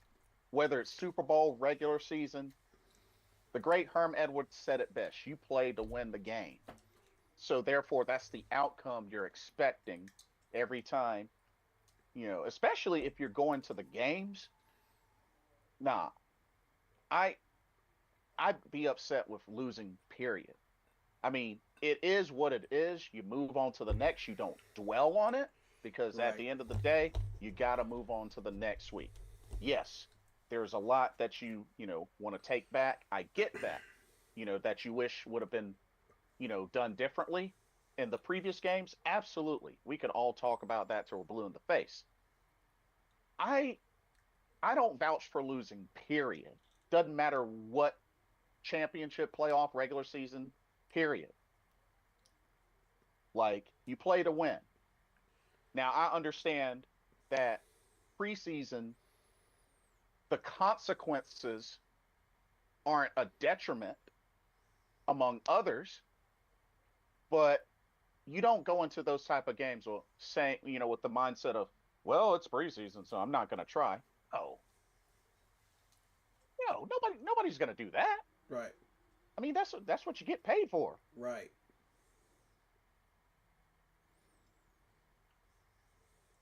Oh, Super Trebo woke up late. and had to get his run in. No. Ah, gotcha. Fair. Gotcha. He saw the second half when he got back. I see. Oh, okay. All right, Jared, plant that scenario for me. What you got? Um, two 40-point losses. Tom Brady 7 rings says, yeah, they are. What of them? They're losses. Yeah, I want the 4-3 back as well. David Screw says, yeah, definitely agree. Well, at least we're still in second place in our division. I'll take that. True. Falcons did lose today. I get your point. I do. When you lose that bad, it killed the team's momentum. A loss is a loss no matter what. I get that, but what about momentum? Fair point. I mean, momentum is just one of many things, elements that go into the game of football. So, yes, I do agree that momentum is a thing, but you also have to keep in mind talent levels. Okay? That's what you're missing here. That's what you seem to keep glossing over. These guys are more talented than us. And people just don't want to accept it. No matter what this score looks like today, no matter how bad it looks, people just don't want to accept it for some reason. They think, oh, well, any given Sunday, it's like, that's just, the NFL doesn't work like that. Also, any streak, whether a winning streak or a losing streak, can end just like that. Exactly. The NFL is unpredictable. Very. But there are a lot of variables that are consistent, which is talent level, strength of schedule, the things that, the little things that go into roster building, those are consistent things. You can control that. So when teams show up with more talent than you, that means your GM didn't get the right talent to compete with that. So the scenario, so Jared says, with that mindset, so you're telling me your thoughts for next week on the road against Green Bay aren't any different if we lose today, like 27-24 versus losing 40-9. You said yourself we can't be a threat until we beat the good teams. We can't beat them without being competitive. Need to have chances to win these. Like I said, regardless of how it looks, one outcome is going to be official. You're going to have a winner, a loser, or in certain cases, a tie. It doesn't matter how you look at it, Jared. Fact of the matter is, whether it's an obliteration or up close, it counts the same record-wise. Yep. I can't stress that enough. It counts the same record-wise. Because we can brag, even in a game, you can brag so much to somebody, I almost beat you, almost had you, almost. Are we gonna continue to ride almost? Or are we gonna start riding on wins, like getting the job done? Right. Almost is fine for a certain amount of time. Are we gonna keep, embracing almost? What do you mean didn't answer your question? I totally answered your question. He did Bro, answer your question, bro. Like, it won't be any different. A loss is a loss. A loss is a loss. Like, I think that's the point you're missing, Jared. A loss is a loss. It counts the same. Some people just don't want to accept that, and they want to dance around it. Like, Jared, we can go on all day about how competitive the game would be and whatnot, but at the end of the day, what is displayed at that final whistle is what's going to be made official, said and done. Period. Stop. You know how I've embraced that? You remember the season Do you remember the season where Christian McCaffrey went 1,000 and 1,000? Mm. As impressive as that was, kudos to the young fella. Mm. We only won 5 games that year. Yep. Like, is it really that special when the team only won 5 games? I'm sorry, but no. I mean, however it looks, I mean, it's all fine and dandy, but at the end of the day, yeah, my feelings would have been the same. Because like I said, you got to be able to win those games. And the thing is, whether it's an obliteration or we come up short, if you don't win, you don't win. You can't really be considered that much of a threat Right. because wins are what puts you in positions to compete in the playoffs. Right. Not coming up short, not losing by such and such.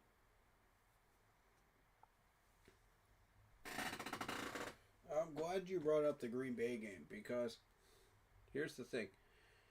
If you come out of a down game and you're bound to have a down game, this is to answer David Screws too, is momentum. You're bound to have a bad game. At some point, it's going to happen. Even when we were going undefeated, we still lost to the Falcons, and it cost us a perfect season. So you're going to have a down game at some point. How do you bounce back? And this is the question I'm raising because we are about to face the Green Bay Packers. We have to come out swinging. Like, we have to show the league that we are legitimate still. We are not. Mm-hmm. We just barely got our legitimacy back, and now you have to show the league, okay, we can still throw some haymakers, at some teams. Mm-hmm. And Green Bay has to be first. So we won't be able to do that with an injured offensive line. Andy Dalton, who is playing like trash, and beating ourselves by doing stupid things. Like turning the ball over. Mm-hmm. So if we come out like that against Green Bay, we're already cooked. That's what I'm worried about. Because when we had Bryce Young, we had stability. We had an offense we could count on. We had the offensive line was healthy. We were able to run the ball. We were able to do all of these things that we wanted to do. Now that we don't have these things, now what? We still have to come out and punch Green Bay in the mouth. Which is exactly why I'm watching this game right now, to learn more about Green Bay. Brad says the 49ers run their offense through CMC just like we did. I can't 100% agree with that. And Yeah. I don't know about that. Tonight. Because even dating back to when he had his first full season and with the Niners in 2023, let's not forget, Brock Purdy still put up over 4,000 yards passing and had 2 1,000-yard receivers in Brandon Ayuk and George Kittle. Correct. And Deebo Samuel almost had 1,000 yards. They have a lot of weaponry. Yeah. I wouldn't say it was solely through CMC like we did, because remember, we ran CMC like 90% of our offense. The Niners, I can't agree with that. I can't agree with that. Agreed, Blitz.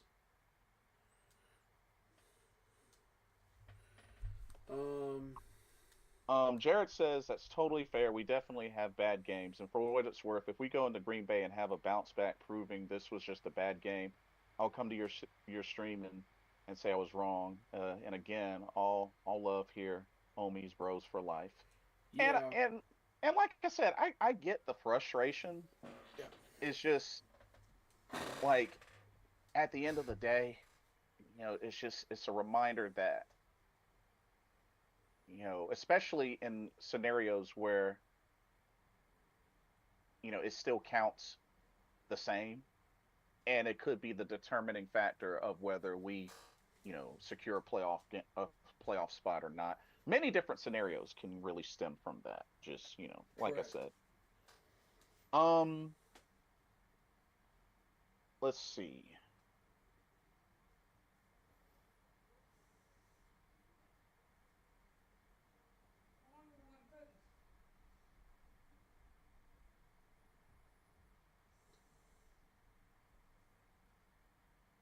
Brad says they still lean on him a bunch.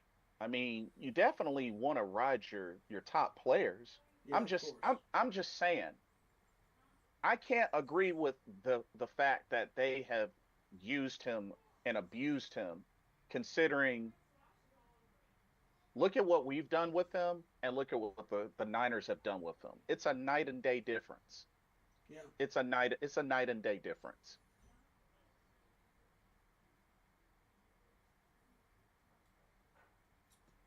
And You I'm know not how I saying that we're gonna bounce back against Green Bay, but you never know.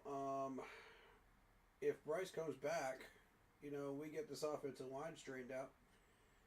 I'd say we have a solid shot. yeah.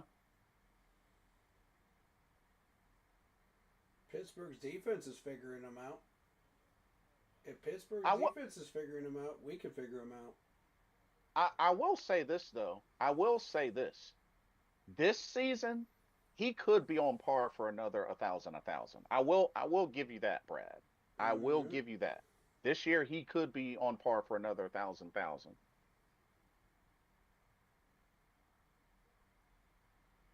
I will give you that. Mm-hmm. But Yeah, he hurt but me in my bet tonight. but realistically, we didn't take as good care of him as we really should have. Hmm. True. Yeah, it's like we misuse these players in the past, and we're like, oh yeah, well these guys are made of glass now, so let's trade them and get rid of them. They're not useful anymore.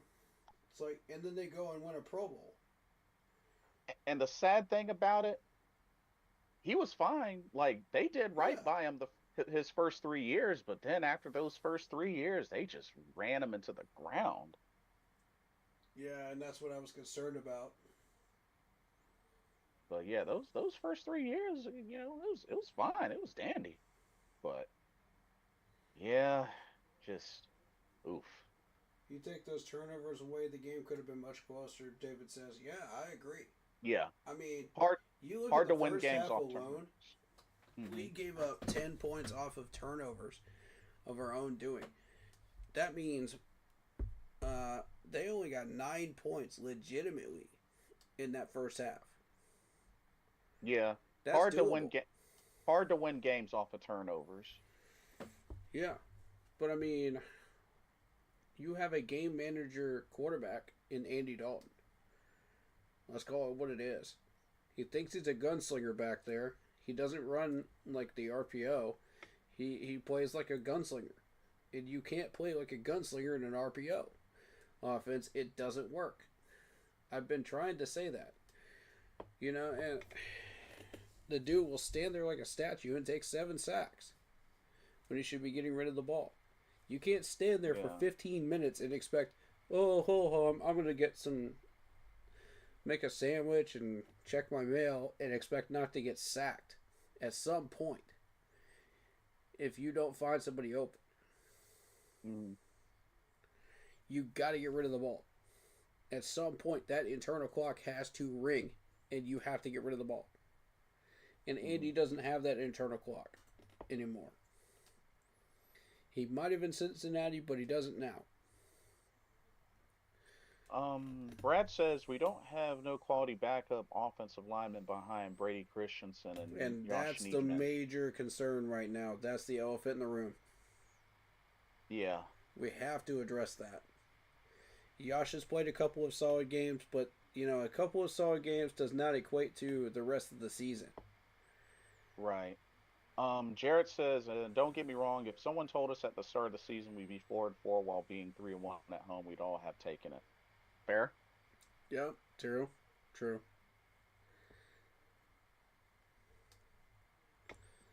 I didn't understand why we didn't give Hooker a shot. Good point. That's what I was calling for during the end of the third quarter. I wanted Hooker in because I was so disgusted by Andy Dalton. Yeah. Also, how do you feel about them keeping Hunter Renfro out? Coach's decision. Um, I mean, if you like Coker better than Hunter Renfro in those situations, and you think that Coker is the better fit, fine. I'm not objecting to it. Gotcha. It's knowing that you have that depth, in your 53, and it's there. Should you need it, if there's an injury or something, it's availability. Yeah. I'm definitely not knocking it. But I mean, man, it's gonna really be interesting how they look to bounce back. Because I mean, when you look at offensive line alone, I mean, no Robert Hunt, Mm, no Brady Christensen. mm-hmm. Remember Chandler Zavala's on IR. Um, shoot, Cade Mays right now is questionable. Mm-hmm. Taylor Moton's questionable. So honestly, they might want to maybe consider looking at free agency, see what type of lineman we could possibly pick up. May have to take a look at that.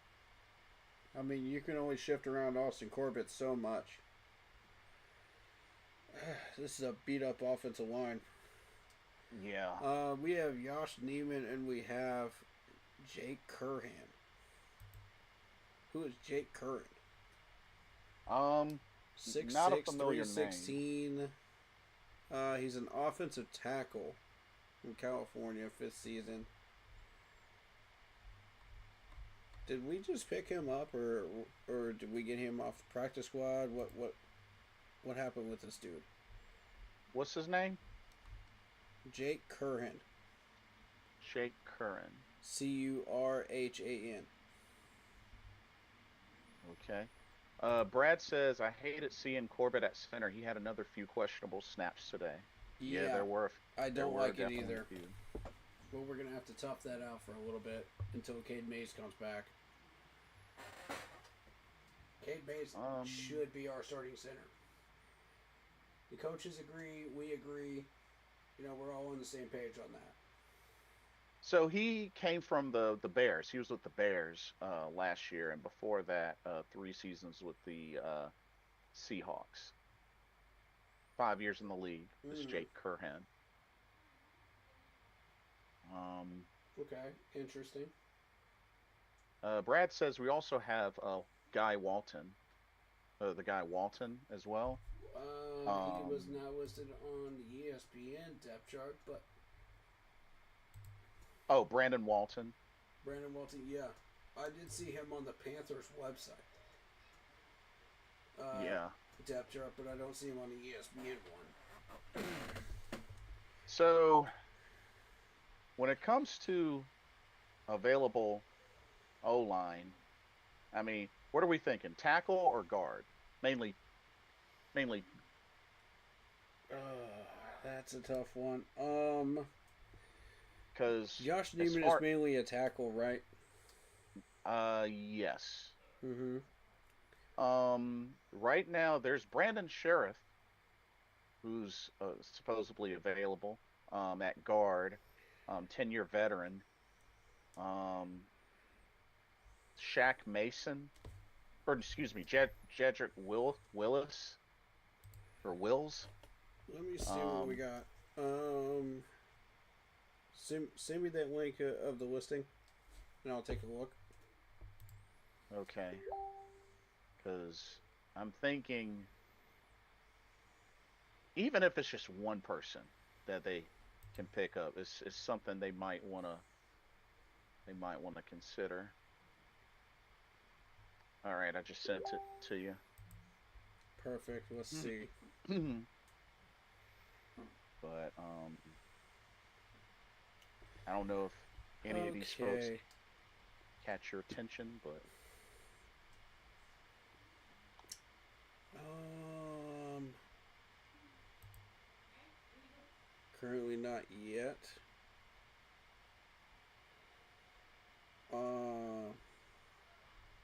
Kelvin Beacham.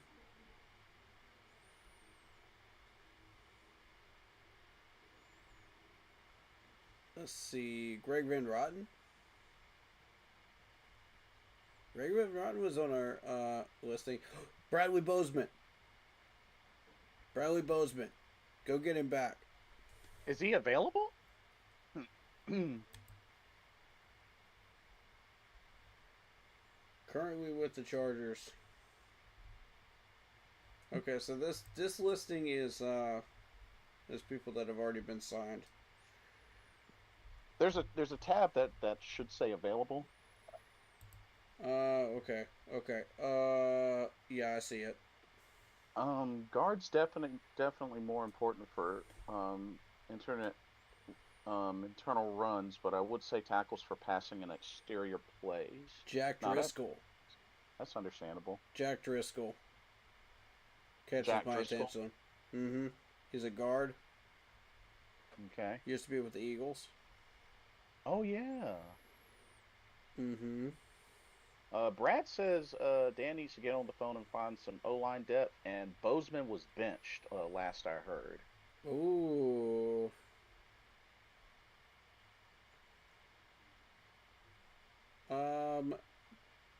John Feliciano. Used to be with the Niners. He's a guard. Oh, okay.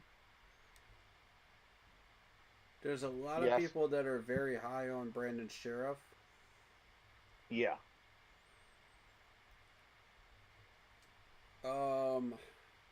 He was with the Jaguars, but he put Trevor Lawrence at risk. He was one of the ones that did that. So he is also a 5-time Pro Bowler. So I mean I don't know what more he really has left. I mean he's 33. He turns 34 this coming December. Ooh, Nick so, Gates. I mean, the only thing I could see it as being a rental. Nick Gates from the Eagles as well. Nick Gates, okay. That's part of that Eagles offensive line that was really, really stout with Jalen Hurts. He won a Super Bowl with them. Mm-hmm. Came in undrafted. Okay. Yeah, I'll take the people that were with the Eagles there. After recently. I'll tell you who I don't want now. Just looking at the teams that these guys came from, I don't want anybody from the Browns. I don't want anybody from the Texans. I don't want anybody from the Giants that was protecting Daniel Jones. Bump that. Cincinnati's offensive line was god awful. Chicago's offensive line was god awful. So if Chicago is dropping people, don't pick them up. Arizona, borderline. Carter O'Donnell. Not familiar with that name. Denver, borderline. Anybody from the Colts formerly? No. Because that Colts offensive line, before they started readjusting it, was awful. There's so there's Shaq Mason, who's a 2-time Super Bowl champ. Was with the Texans. Also spent some time with the Bucks and the Patriots for a number of seasons. Okay. Was he protecting Tom Brady at one point? Or no? Yeah, because he was with the Patriots from 2015 to 2021. Anyone that was protecting Tom Brady, I'm interested in. And the thing is, he's played 151 games. He started 146 of them.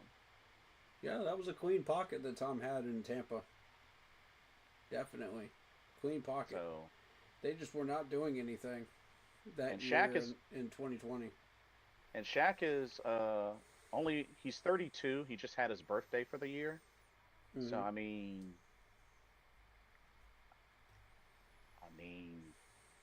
maybe they can consider him, maybe see, negotiate, try to see what kind of deal they could get for him cuz like, we're definitely going to need a starter level talent Agreed. back in that O-line.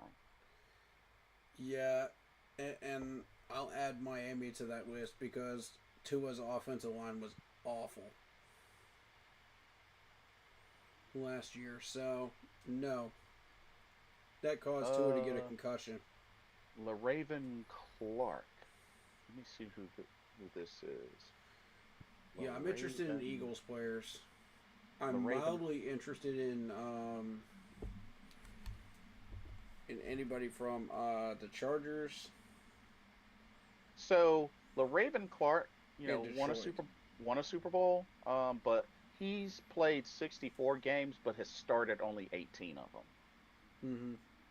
So that's the only thing with that. And he got the Super Bowl with the Eagles his second stint, Mm. but he didn't really do much. He was actually on injured reserve that year, uh, so probably not so much him. Okay, fair.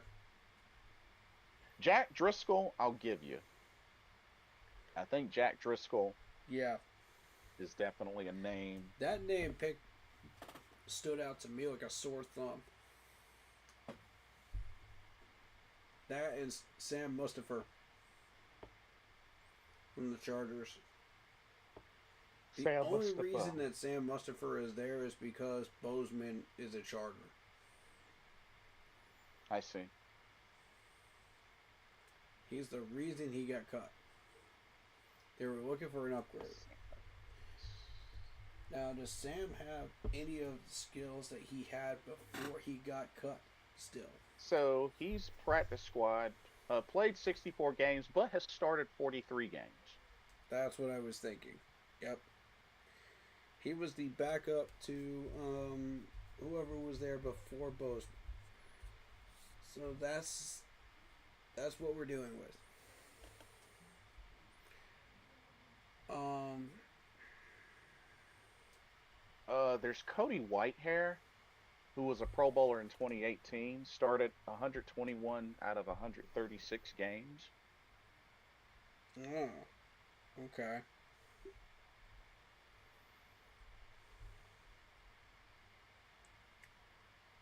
Yeah, it's gonna be tough, like, finding the right type of replacements. Mm-hmm. 2.6 Which, cap hit last time he was there. yeah, that may be something we may have to. Oh, he's got playing time and incentives too. Mm. I see. Yeah, it's gonna be interesting to see how they figure this out, cause Right. yeah.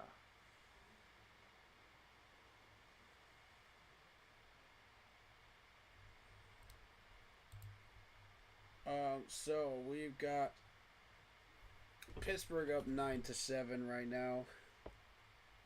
All right, Jared. Thanks for coming through. Get you some good rest. Appreciate you. And yeah, we will see you soon. Come back and see us anytime. Yeah, man. We'll Appreciate be in having me here, touch. man. Appreciate the Yeah, debate. we will be in touch.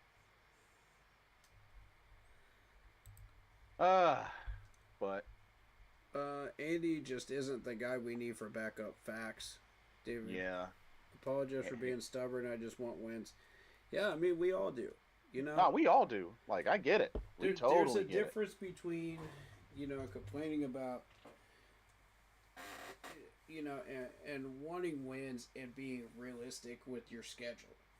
And recognizing we just don't have the talent level to match a certain team. That's Yeah. why we do predictions. Not only that, I don't think it was on anybody's bingo card that Andy Dalton would be 1-6 as a starter for Carolina, Before today, or just like from the start, like the times where he had to fill in. yeah, when we first got him, I would agree. But after we watched him, unsuccessfully play 4 or 5 games now, as a Panthers backup quarterback, yeah, I had it on my bingo card this year. If Bryce Young goes down, yeah, Andy is just not it. Jared says, "All love, Corey. Let's grab food one night soon." Sure, sure. You name the night. Make it during the middle of the week, preferably. Um, I do think the idea of giving Hooker a shot might be something to consider. I would agree with that. I mean, once we saw enough of Andy Dalton, in this game, it became plainly obvious we needed to put Hooker in. Yeah,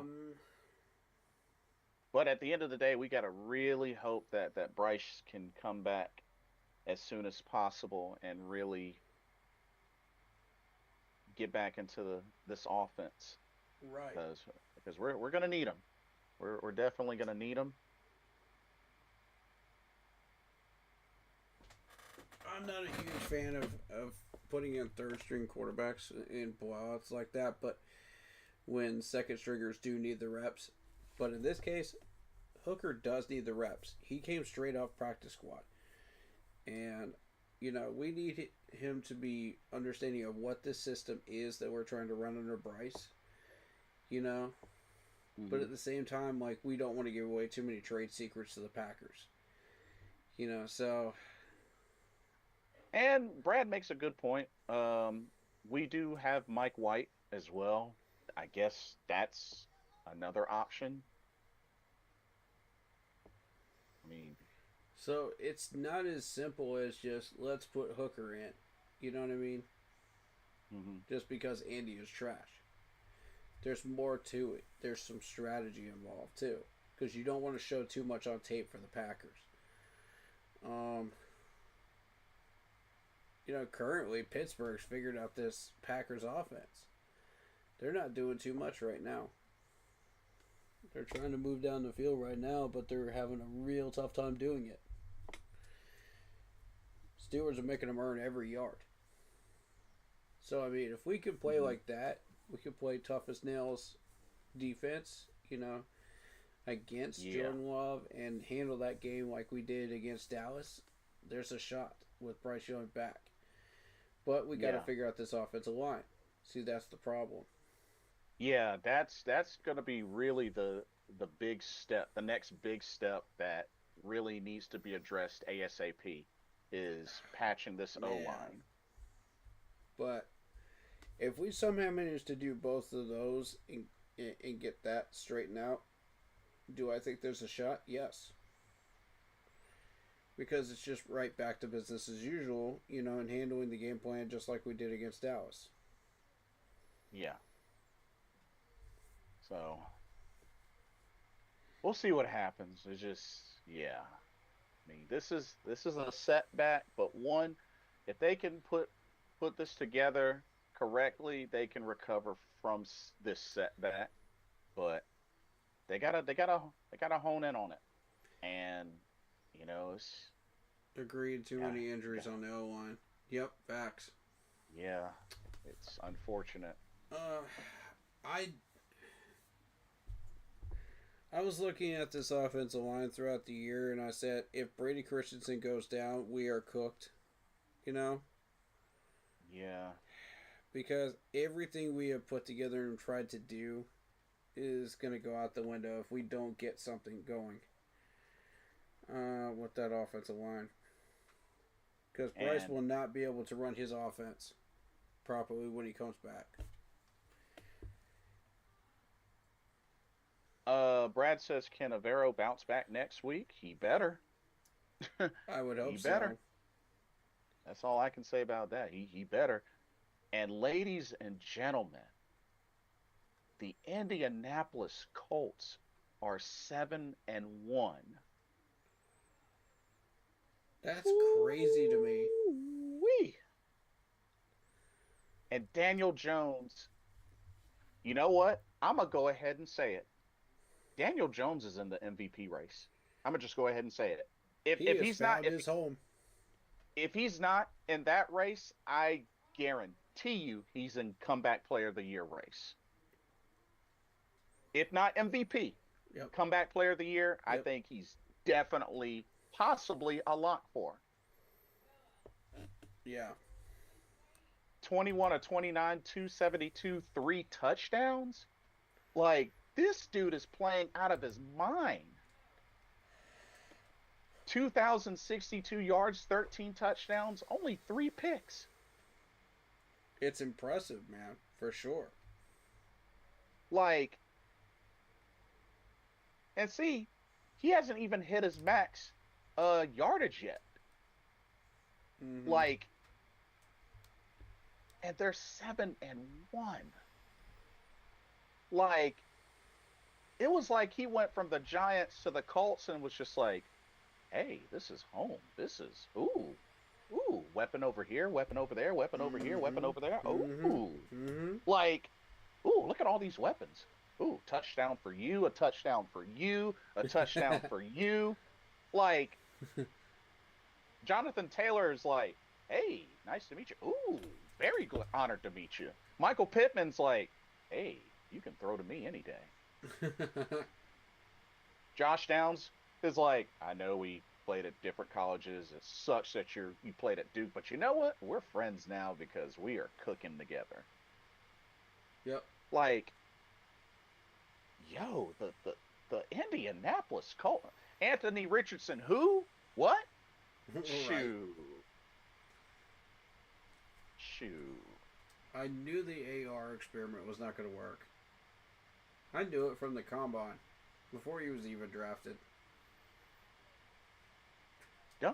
Let me see how much did they sign Daniel Jones? I gotta see what his contract looks like.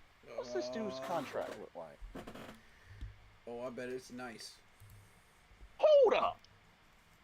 1 year, $14 million? That's it? Are you serious? No. Yo. 1 year, $14 million contract? Wow. You're pulling my leg. What? There's no way. I kid you not. I'm looking at There's no freaking way. $14.4 million. I kid you not. Wow. That's insane. Wow. Oh, this dude's getting an extension. Oh, yeah. He's going to get paid. Oh, my goodness. And see, the contract, system, man. The contract he had before with the Giants was 4 years, $160 million. Mm-hmm. But they let him go. Because they gave him that rookie extension and they let him go, and Indy got him for only $14 million 1 year. Oh, that's a steal. Oh, don't look now, but Pittsburgh's in the red zone. Now, don't get me wrong. They're gonna extend him. I can tell you that right now. They're going to extend him. But dang.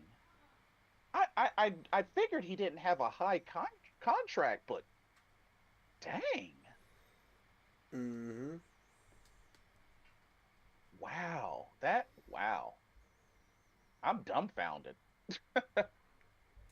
Steelers on the 2-yard line. And touchdown Pittsburgh.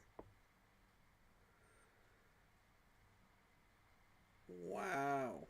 DK Metcalf. It- nice. And see, the Colts, they got a decent lead in the AFC South.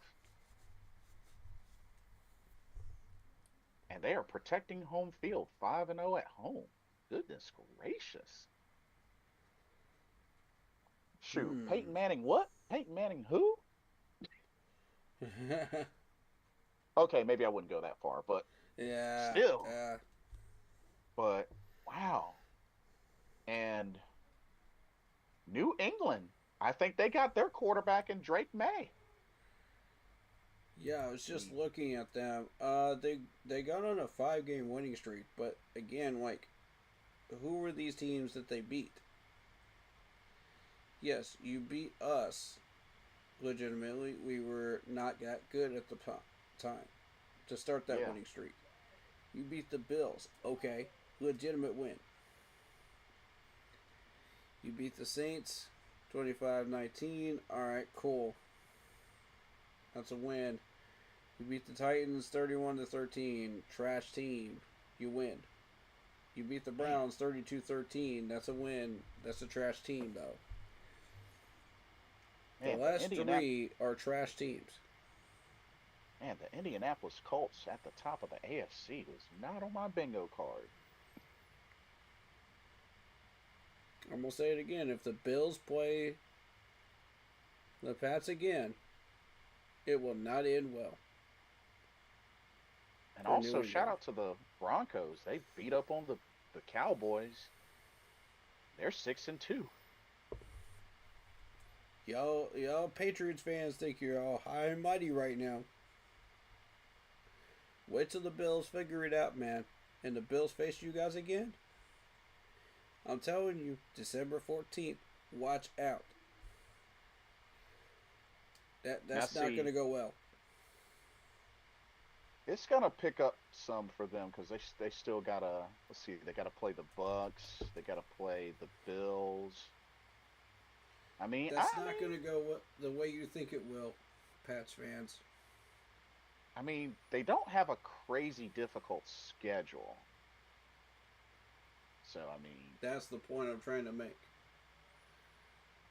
yeah, they don't have a crazy Buffalo's difficult got more schedule. talent. They're more depth filled. They're more of a dangerous team, and they just proved it today.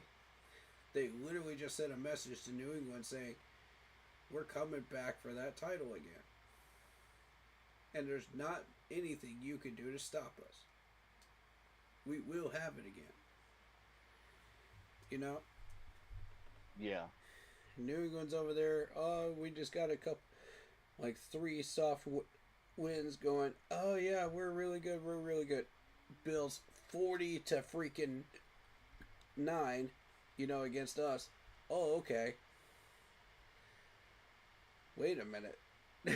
you know, Patriots going. Wait a minute. This is a legitimate team you just kicked the snot out of. right. We need to be on guard. If they aren't on guard when they play you guys, I don't know what to tell you, Pats fans, because it won't go the way you think it will. Right. But yeah, dude, just whew, yeah, it's gonna be crazy. But man, Chargers like beat the Vikings 37-10. Jets beat the Bengals 39-38. yeah, and you know what? This this was a pretty uh big deal for them to win, especially after unfortunately the passing of Nick Mangold. Mm-hmm. May he rest in peace. So Man. it was good for them to win that game. Just something positive Mm-hmm. to Mm-hmm. to be on. They But needed it yeah, which man, gone too soon. way Like too soon, man. yeah, You only but get one life, man. You gotta live it. yeah, no kidding. But there are no more winless teams left. And the So way that the Jets got this, look at this 23 unanswered points in the fourth quarter. Yeah. by the Jets. If I'm Joe Flacco and I just put up, 20, 24, 32 points, I'm going, this game's pretty much locked up. Yeah. Wrong again. Because your defense is atrocious, Cincinnati. Atrocious. Yeah. And they just proved it again. So you really need to go into the draft and fix that at the end of the year. So if I'm Joe Flacco and I put up that many points, I am losing my mind. Saying, why have we not fixed this defense? Y'all hired me to do a job and get through this season. You got to give me a defense to work with. This is trash. You know? Are you making a trade? What are you doing? Signing people? What's going to happen before trade deadline? Cincinnati, because something's got to happen with that defense because this cannot continue. Right.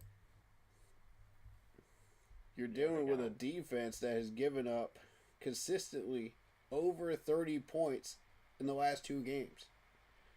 Yep. Against the Jets and the Steelers. 27 against the Packers.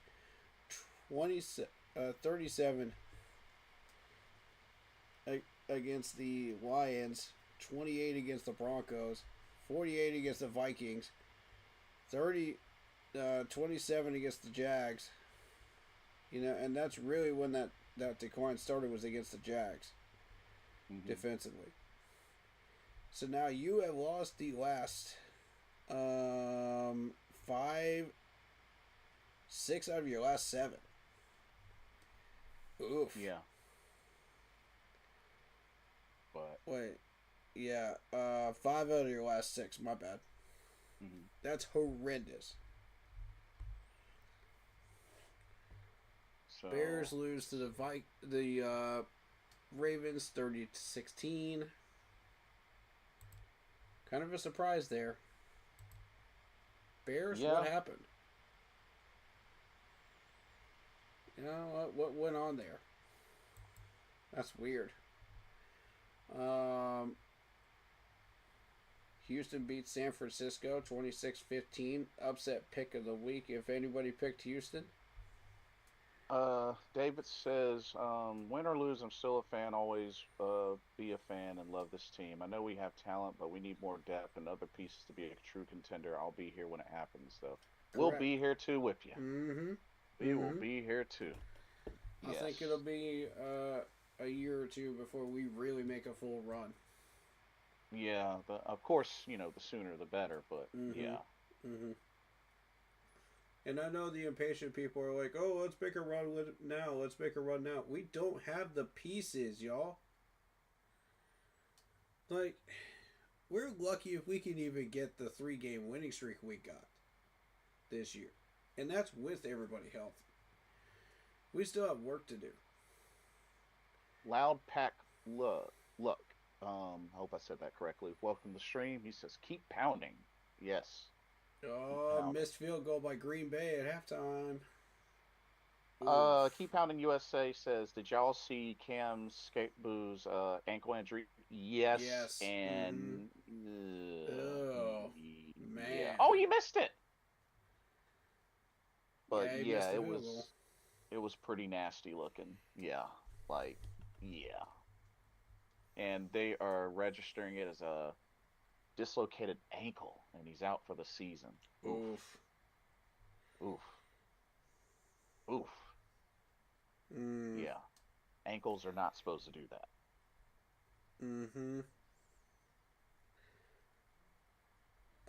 Miami beats Atlanta 34-10. Big one right there. Big upset pick right there from Miami. Loud and Pack helps Lux. us out. Loud Pack Lux says, maybe we can put up a fight next week in Green Bay when Bryce comes back. That's what I'm hoping for. That's what we're all hoping for, man. Yeah. I think Bryce should be good to go, but we'll have to see. We'll have to see how this week goes, but I think he should be back. But yeah, we'll have to see how this week goes. Eagles beat the Giants 38-20. Big win for the Eagles. Making a statement right there that they want that division. Tampa Bay beats New Orleans 23-3. Was Tampa even trying? Let's be honest. Was Tampa even trying? It's the Saints, man. The Saints are so god awful. They're down there with the Titans right now, who also got destroyed by the Colts 38-14. So there you go. Dallas somehow gets absolutely destroyed by Denver 44-24. I'll tell you how. Because of Denver's defense. Bo Nix was throwing absolute darts, playing his butt off, playing like he wanted it, and earned it. You know, so I think when you really look at it in perspective, Denver is for real. Yeah, they are. They just proved it. Also, Myles Garrett. When you can get 5 sacks by yourself Bro. and still lose the game, Myles, bro, it's time for you to leave Cleveland, dude. Right. It's time for you to leave Cleveland. Absolutely. You're being underutilized there. Yeah, like. And when he finds his home, this dude is going to pop off. Yeah. When he gets his counterpart, wherever that might be, I would not want to be the quarterback that he comes after and gets his 4 sacks against. Right.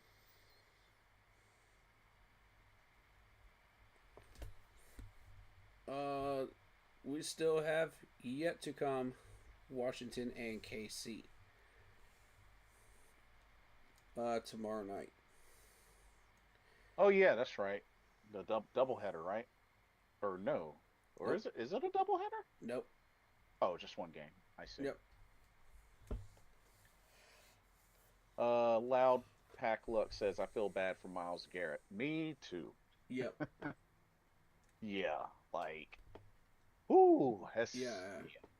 Absolutely. I mean, he's getting paid right now, so when he goes to another team, it's not going to be about money. It's going to be about production. Yeah. He's going to want to go to a contender, which we might be a contender. Mm-hmm. We may or may not be. Would you want Myles Garrett if we could get him for an affordable price? Keep Pounding USA says by the time Garrett goes to another team, he's going to be out of his prime. You sure about that? You sure about that? After the numbers that Butch just read you? We're talking about a dude that ever since 2018 has gotten 10 sacks a season, at least 10 sacks a season. Oh boy. He's not going to be out of his prime anytime soon. I can tell you that. I can tell you that right now. He's not going to be out of his prime anytime soon. When you can get since 2018 Certainly at least 10 or more sacks a season, yeah, he's not out of his prime. I can tell you that right now. It's going to be a while. And he's only 29. It's going to be a long while before he's out of his prime. I can assure you that. I can assure you that. Yeah, Myles Garrett would be a nightmare on the Broncos. Oh boy. Yeah. Like he's not going to be out of his prime anytime soon. I can tell you that. He could be on the crappiest team. He's getting you at least 10 sacks a season. I can tell you that right now. I mean, the dude went from 7 his rookie year to 13 and a half and has gotten double-digit sacks every season since. Oh, So, man. yeah. Shoot. Do you know what I would do to get a Miles Garrett on the Carolina Panthers? Shoot. Mm-hmm. Mm-hmm.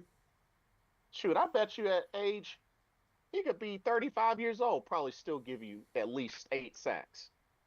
Bro, you put him on the other side of Princely. Princely's gonna get better too. Shoot. That It'll be the next Greg Hardy and Mike Rucker combo again. shoot, let Miles Garrett become available and he wants to play for Carolina. Shoot. I'm in. You'd be For a a fair fool price, I'm in. you you'd be a fool to pass that up. Mm-hmm. Shoot. It has to be a fair price, though. Yeah, that I'm too. not going to I mean, overpay him. but that would make any team's D line like instantly better. Like I know he's just Yeah. one player, but I mean, here it is, week 8, and he got 5 sacks in one game. Shoot, Dude is a menace. like shoot. Just imagine if he went to a great team. Mm. Shoot. A great team that's willing to pay that much money for him, too. You know what? Lock him into a 3-year contract. Let me see how much this dude is making. I'm curious. 4 years, $160 million, and he's Oh. earning every penny of that. Oh, my God.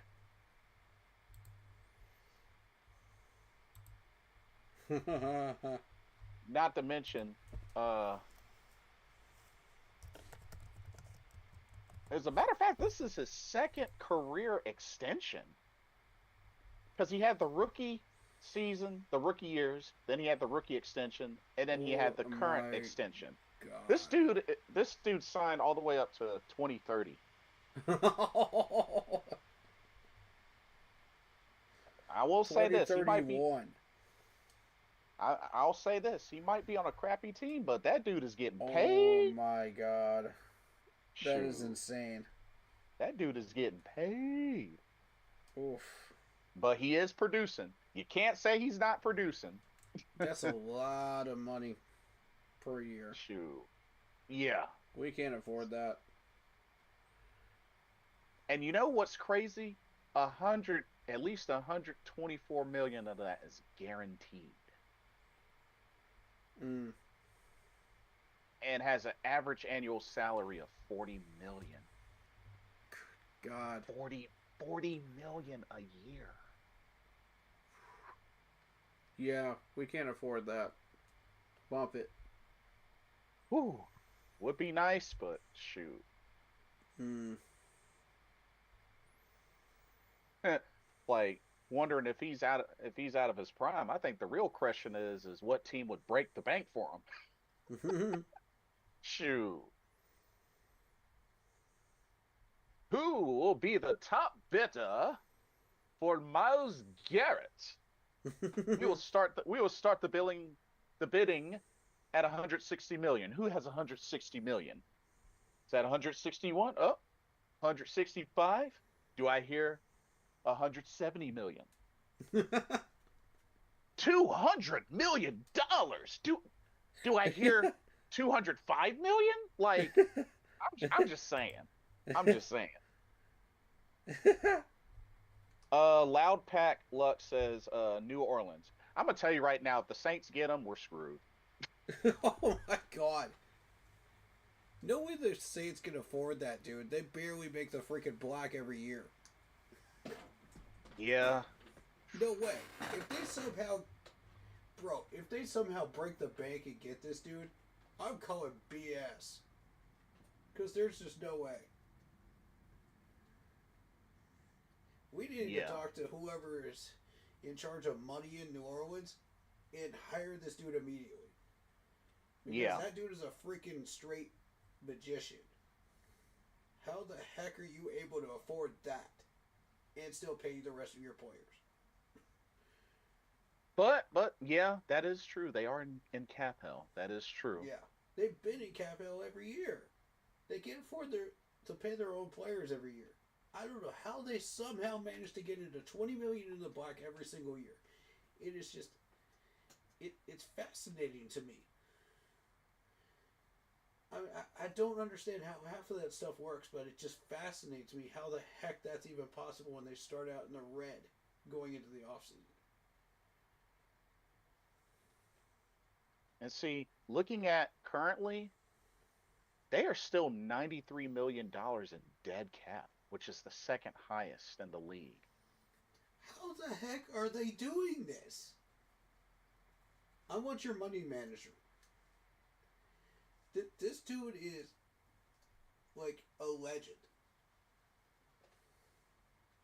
That is freaking crazy to me. So now I wonder who's number one in dead cap. Right.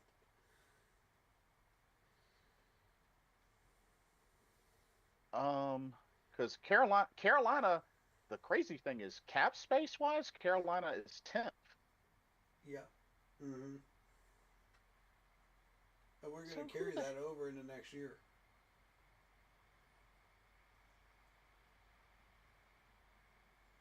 So who the heck is first? And you know what? This is going to bug the mess out of me. This is going to bug the mess out of me. Who is number one in dead cap? Even if I got to go through each of these, I will. Because I am very curious.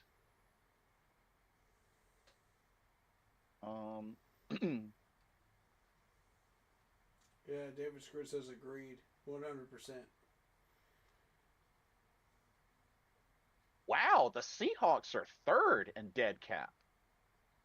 About keeping him out of our division. Yeah. Wow. Yeah, Seattle spent a bunch of money on their players. So I found it out. It's the Niners. They have 101 million in dead cap. That makes sense. Yeah. Wow. Loud Pack Luck says we got a lot of promising rookies we might have to pay in a couple of years. Yeah, that's a possibility. Mm-hmm. But you know what's crazy? The Niners have the highest dead cap, but apparently are the fourth in cap space. How the heck is that possible? I'm not sure. Like, they've moved a lot of players in the last couple of years.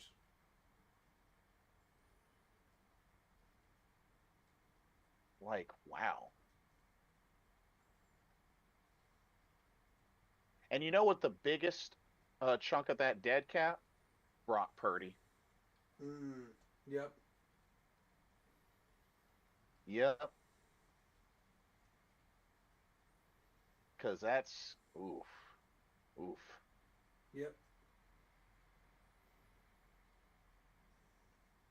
Well, dang. Dang.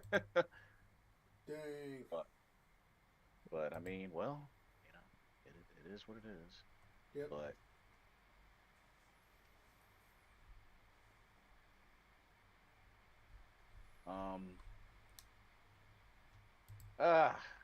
but yeah. But we'll have to see what they do. What Carolina does, the bounce back.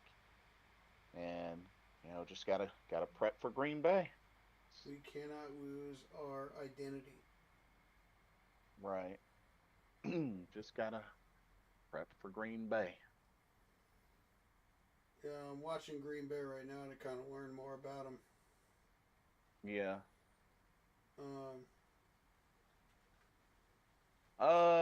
Keep Pounding USA says, who would you rather have right now, Baker or Indiana Jones?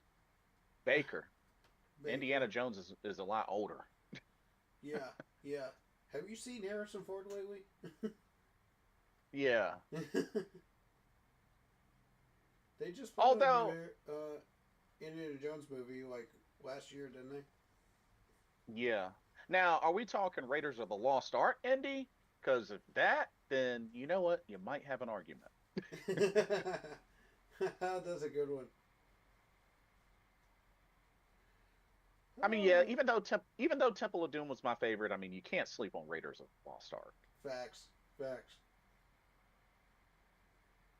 That's the one that's always being put on TV all the time anyway. It's the most popular one. Yeah. Ooh, we got a major Pittsburgh injury here. Oh man. Oh, and by the way, like with the Brady Christensen Achilles Mm-hmm. rupture, Mr. Tepper, that's another one. Mr. Turf Man. We keep Now are you trying to now, tell you. now are you gonna change it? Like No. which Mr. Turf Man, Mr. Tepper. He What won't do now? it.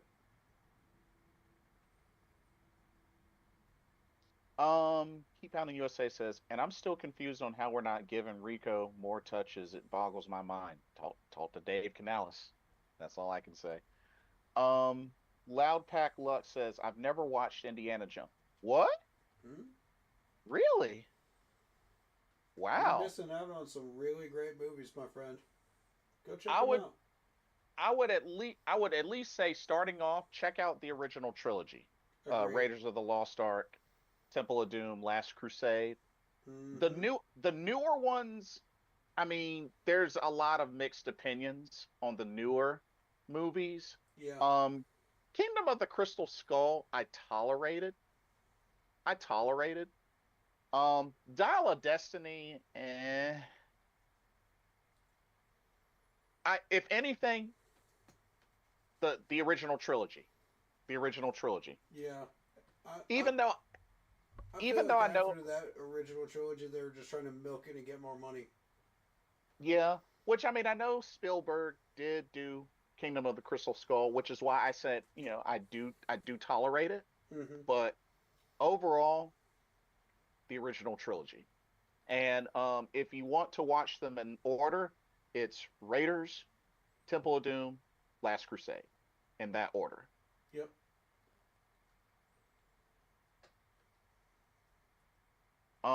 Keep Pounding USS says me either really. I've seen a few scenes and here and there, but I've never sat down and watched the whole thing. Oh man, You really y'all y- should, man. y'all gotta get some movie nights going. Do you know that Temple of Doom came out just a couple of days before I was born? Yep, May 23rd, 1984 was when it was released, and my birthday's the 31st. So yeah, came out a couple of days before I was born. Yeah, I'm not surprised. I've talked to a few people that have never seen any of the Star Wars franchise or the Hunger Games franchise either. Now when it comes to now the Hunger Games is incredible. Loved every movie. Absolutely incredible. Um, Loved every movie. Although the first movie was my favorite. Yep. Movie was Mm-hmm. my favorite. Yep. Um, if you want a little bit more of a darker take, kind of like the Hunger Games, then I would suggest Battle Royale, um, Mm-hmm. which they just hit their, I think, 30th, 20th or 30th anniversary. I think a few months ago they did a special Mm. showing of that in the theaters. Star Wars, when it comes down to it, I mean, the original trilogy, I don't think can be beat. Yeah, Um, I was obsessed with the prequels myself, but the original trilogy is the best. And so, oh yeah. um, 7, 8, and 9 should not exist at all, especially 8. So I'll say this. The original trilogy, episode 4 was my favorite. That was the one that I saw the most. But of course, Empire and Return of the Jedi. I mean, Yeah, epic, yeah, epic. yep, definitely. Um, the prequels, uh, Phantom Menace was my favorite of the prequels. Um, Mine too. was not a fan of Attack of the Clones. Yeah, that was kind of weak. And Revenge of the Sith, I mean, the whole build up to the turn, Yeah, definitely. I saw that in the theater, so yeah. it was cool. And then the later trilogy, uh They changed directors right in the middle of it, and then went back to the original director of 7 for 9. yeah. So Force that Awake, that original director had to spend half of 9 correcting mistakes of 8, yeah. Now, and 8 was a complete disaster. Force Awakens, I was cool with, just, hey, we get to see Chewie and Han and all that. Yeah, I mean, I was cool. I was cool with it. The Last Jedi was trash, especially absolute the garbage. whole build up to, Luke and then him having the fight was just straight Bro, the gutter the moment trash. I knew it was garbage, and I actually paid money to see this when it first came out, the second I saw Luke toss his lightsaber across his shoulder out, off the cliff, I was just like, "What the heck did I just pay for?" Yeah. That's how I And knew then the whole movie was gonna go sideways, and then the and I was Rise like, of "Good Sky God!" and then Rise of Skywalker was just like, eh. It's like, I guess. Yeah, But yeah, 4 was my favorite. heard Lucas Um is working with him again on the new series. Now when it comes to like, side projects, I will highly vouch for The Mandalorian. Yep, Love The Mandalorian. Clone I Wars. will I will vouch highly for Book of Boba Fett. Yep, I even myself, see, I even still need to sit down and go through the Clone Wars. So that Clone says a Wars is lot about me. fantastic. Yeah. It fills in so So, many gaps. um I still need to watch Ahsoka. I still need to watch Ahsoka was good. Acolyte. Acolyte was I s- decent. There was a lot of potential there to do a lot more, but they really screwed that up. Yeah. And honestly, shout out to Tamora Morrison still maintaining Boba Fett and just did not miss a beat. Did Right. That was not miss a beat. fantastic. Like, even in his late 60s, the dude can still do Boba Fett. Yeah. Should I Um, should I say this thing I want to say because like there was a certain character that they put in live action that just absolutely killed it. who was that? Should I say it because I don't know how many people have actually watched it. You might as well. I I mean, I've don't already. want to spoil it for people. Well, I'll leave that up to you. Um, Cad Bane. ah, ah, Cad Bane was fantastic yeah. in live action. I don't know who you got to play him, but good God, that's forever Cad Bane for me from this point Ah. forward. Keep Pounding says a few scenes of the Hunger Games was shot here in North Carolina. That is true. That is correct. I've actually been in the woods where they shot it. Yeah. And of course, shout out to actors like Woody Harrelson, Lenny Kravitz, who's a Mm-hmm. musician, one of my favorites. Mm-hmm. Jennifer Lawrence, of course. Um, uh, Loud Pack Luck says he he liked the Star Wars prequels. Um, Keep Pounding USA says Star Wars or Star Trek. Star Wars not Uh, even a contest.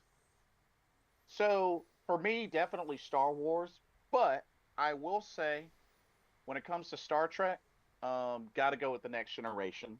That's like my go-to. Yeah, that's Uh, everybody's go-to, I think. yeah. Um, let's see. Star Trek Generations, the movie. Love that movie. Mm-hmm. Mm-hmm. Um, let's see. He also says, "Have you played any of the Star Wars games?" Oh, so many of them. I Oh have man. basically every Star Wars game out there. So when it comes to the Star Wars games, would you count the Lego Star Wars games? Because those games are Yes, those phenomenal. count. Um, the Super Nintendo Star Wars games, like Super Yeah. Star Wars, Return of the Jedi, Empire Strikes Back, those were Yep. awesome. Flight of the Falcon. Nintendo Flight of the DS. Falcon. Star Wars, oh my goodness. Uh, Squadrons. Squadrons was Squadrons was pretty good. fun. Was fun. I just wish they would have added more content. Did you Um, know that they were going to create a Darth Maul game, but it got oh, I would have. canceled? That would have been a day one buy for me. Oh, for me too. Absolutely. Um, Star Wars Jedi Power Battles, although was a little bit buggy at times, was still a very fun game. At the same time that that came out, the original game for the PS1 of the Star Wars Episode 1 Hmm. was Um, phenomenal. It's and I still will, the only game out there, Star Wars wise, that has an auto-going level and a Coruscant level. yeah. Um, I will say this: when you can play with friends, Star Wars Battlefront is a ton of fun. Battlefront 2 is incredible. Agreed. That game is so much fun, especially I playing with have the friends. original one for PS2. Nice, nice. Um, Super Trebo says, y'all be on honest opinion. Y'all think we have any chance on the road next week against Green Bay? Of course. If Bryce Young is playing and we figure out this offensive line, then yes, we have a Yeah. shot. If not, I don't know. The only chance Super Trebo that we have to lose or whatnot is if they don't show up and play the game. That's really what it comes down to. Yeah, Um, but Green Bay I, is I struggling to score against Pittsburgh right now. but I will say this: I do have respect for the Trekkies out there. I would never. Yeah, I don't consider myself a Trekkie, but same. I definitely respect that there's a lot of lore with Star Trek. Um, Now if we're talking pure sci-fi, I mean Star Wars definitely. I would have to also vouch for not old school but current day Battlestar Galactica. I highly vouch for Stargate was good too. Stargate. Yes, Stargate. Um, I know there's any Firefly fans out there. Yep. Firefly. Um, I would also have to say, I mean, like I said, when it comes to Star Trek, I mean, Next Generation, Voyager was meh. Nah. I Yeah. couldn't really get into Voyager. Deep Space Nine, there were a few episodes that were like, okay, I can kind of roll with this. Um, Keep Pounding USA mentioned Farscape. Mm. I didn't see a lot of Farscape, but Mm. from what I've heard, definitely not bad. Um, let's see. I mean, man, sci-fi. Man, we're really Somehow Palpatine returned. Somehow Palpatine returned again.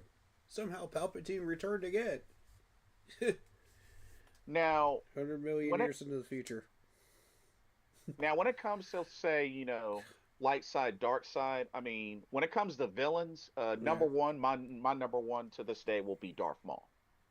Yeah. Um, but at the Lucas same himself time, was going to make an entire trilogy out of Darth Maul. yes. Now, if we're talking non-Jedi, Boba Fett, hands down. Even though Boba Fett was more of the good guy in the book of Yeah. Boba Fett, when it comes down to like non-Jedi villain, Yeah. Boba Fett. That's my number one. Um, as far as light side, when it comes to Jedi, That's a tough one. now I do like Qui-Gon. Mm. I will say I do like I'll Qui-Gon, take Qui Gon. but when it really comes down to it,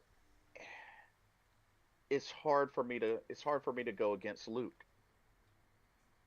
Luke Skywalker. It is. Like, It is. I I agree.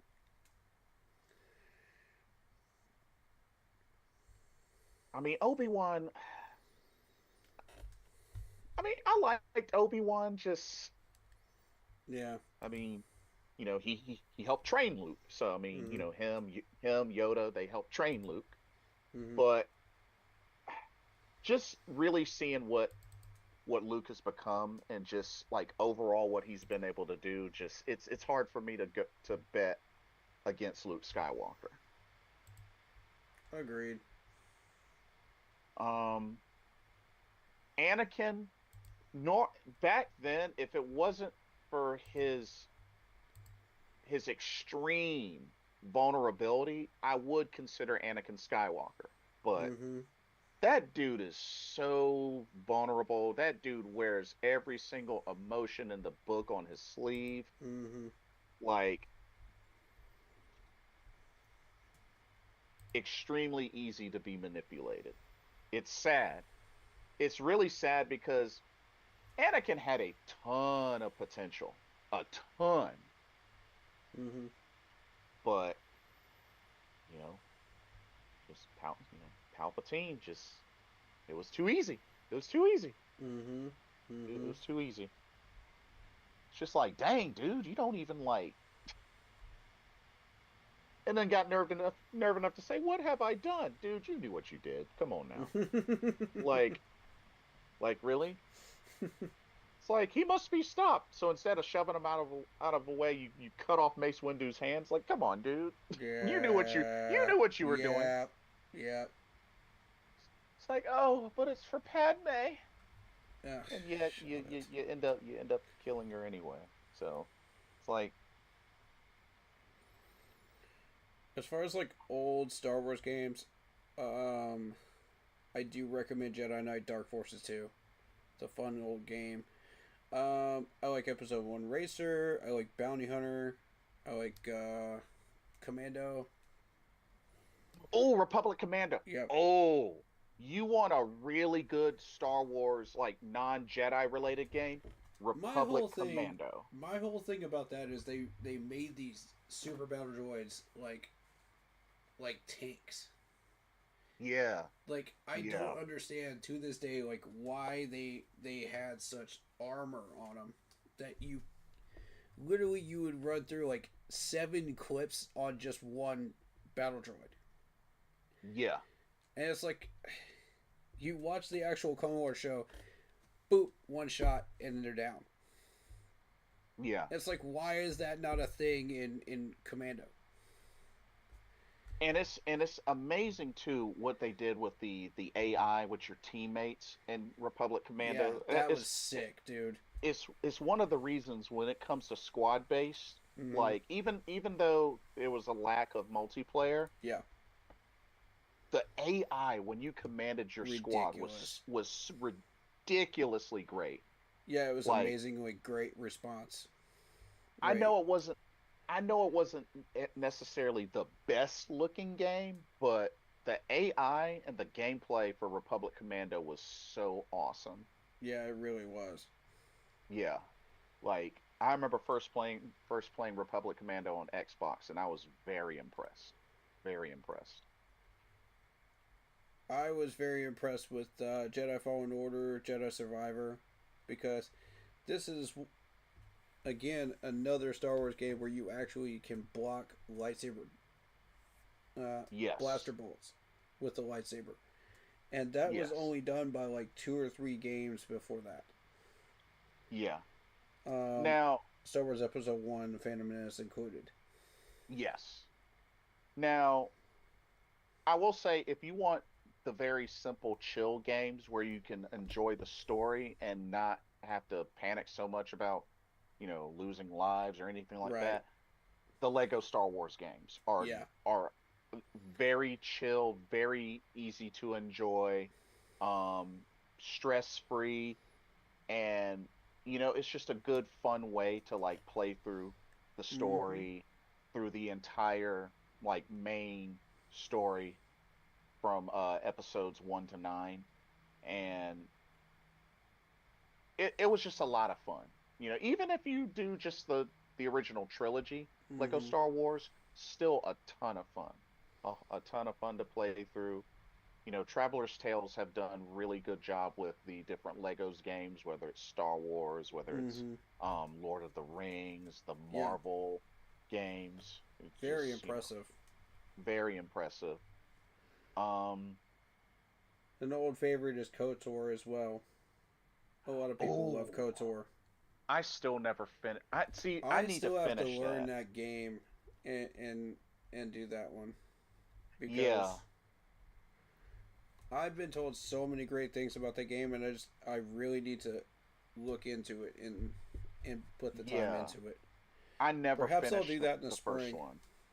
I as a never let's play. finished the first one, so I definitely need to go back through KOTOR and KOTOR 2. I might do that in the spring as a content filler during the spring, Yeah. or I might do that next year um, during the summer months. We'll see. We'll see. Keep Pounding USA says I played Star Wars Fallen Order. Didn't really like it. I kept getting lost and didn't know what to do. It takes It some getting doesn't used do a to. very good job of telling you where to go. Yeah, You have it, to it use the takes map. some getting used to, for sure. Um, yeah, it takes some getting used to. And they even did Lego games for the Indiana Jones as well. Yes. For the original trilogy, that is. Yeah. But There's a handful of these games I really want to get into and do let's plays of and just really dive right in. Okami's one of them for sure. I love a Okami. beautiful looking game. Absolutely gorgeous game. God, it's beautiful. Like you will love this game when you start diving into it and exploring it. Yeah. Now I will Um, say for when it comes to female Star Wars characters, yeah, I would have to, for me personally, Leia, without a question, Leia. it would have to be Leia, but I also really liked Fennec. I did like Fennec, of course, from Mandalorian and Nah, Book of Boba Fett, and also the Bad Batch. But I think ultimately Leia's at the top, Leia's the one. Yeah, for sure. and I'm sure there's plenty of Padme Amidala fans, but in all honesty, I wouldn't put her over Leia like by any long shot. Oh, they're showing the cadences of Aaron Rodgers right now. Oh, interesting. Oh, that's cool. You know, that's something I wanted to see Bryce do. But yeah, back to Star Wars stuff. Star Wars Outlaws was amazing. Really liked it. Now, did they fix a lot of the bugs with that? Yes, Okay, for the most because part, yes. that was one that I was considering picking up when it was on sale. Oh, you should, man. You should. It's good. Okay, because Um, like as far as the DLC, uh, don't do the season pass garbage because that really doesn't help you much. oh for reals, Yeah, oof. all these season passes, I for these games, I'm just not impressed. It's just more of the same stuff, you know. Now, when it comes to season pass, now I know this has been a thing for many years when it comes to DLC. To be honest with you, looking back, I feel like the only franchise that comes to mind that did a season pass really, really, really well was Borderlands. I'll agree with that.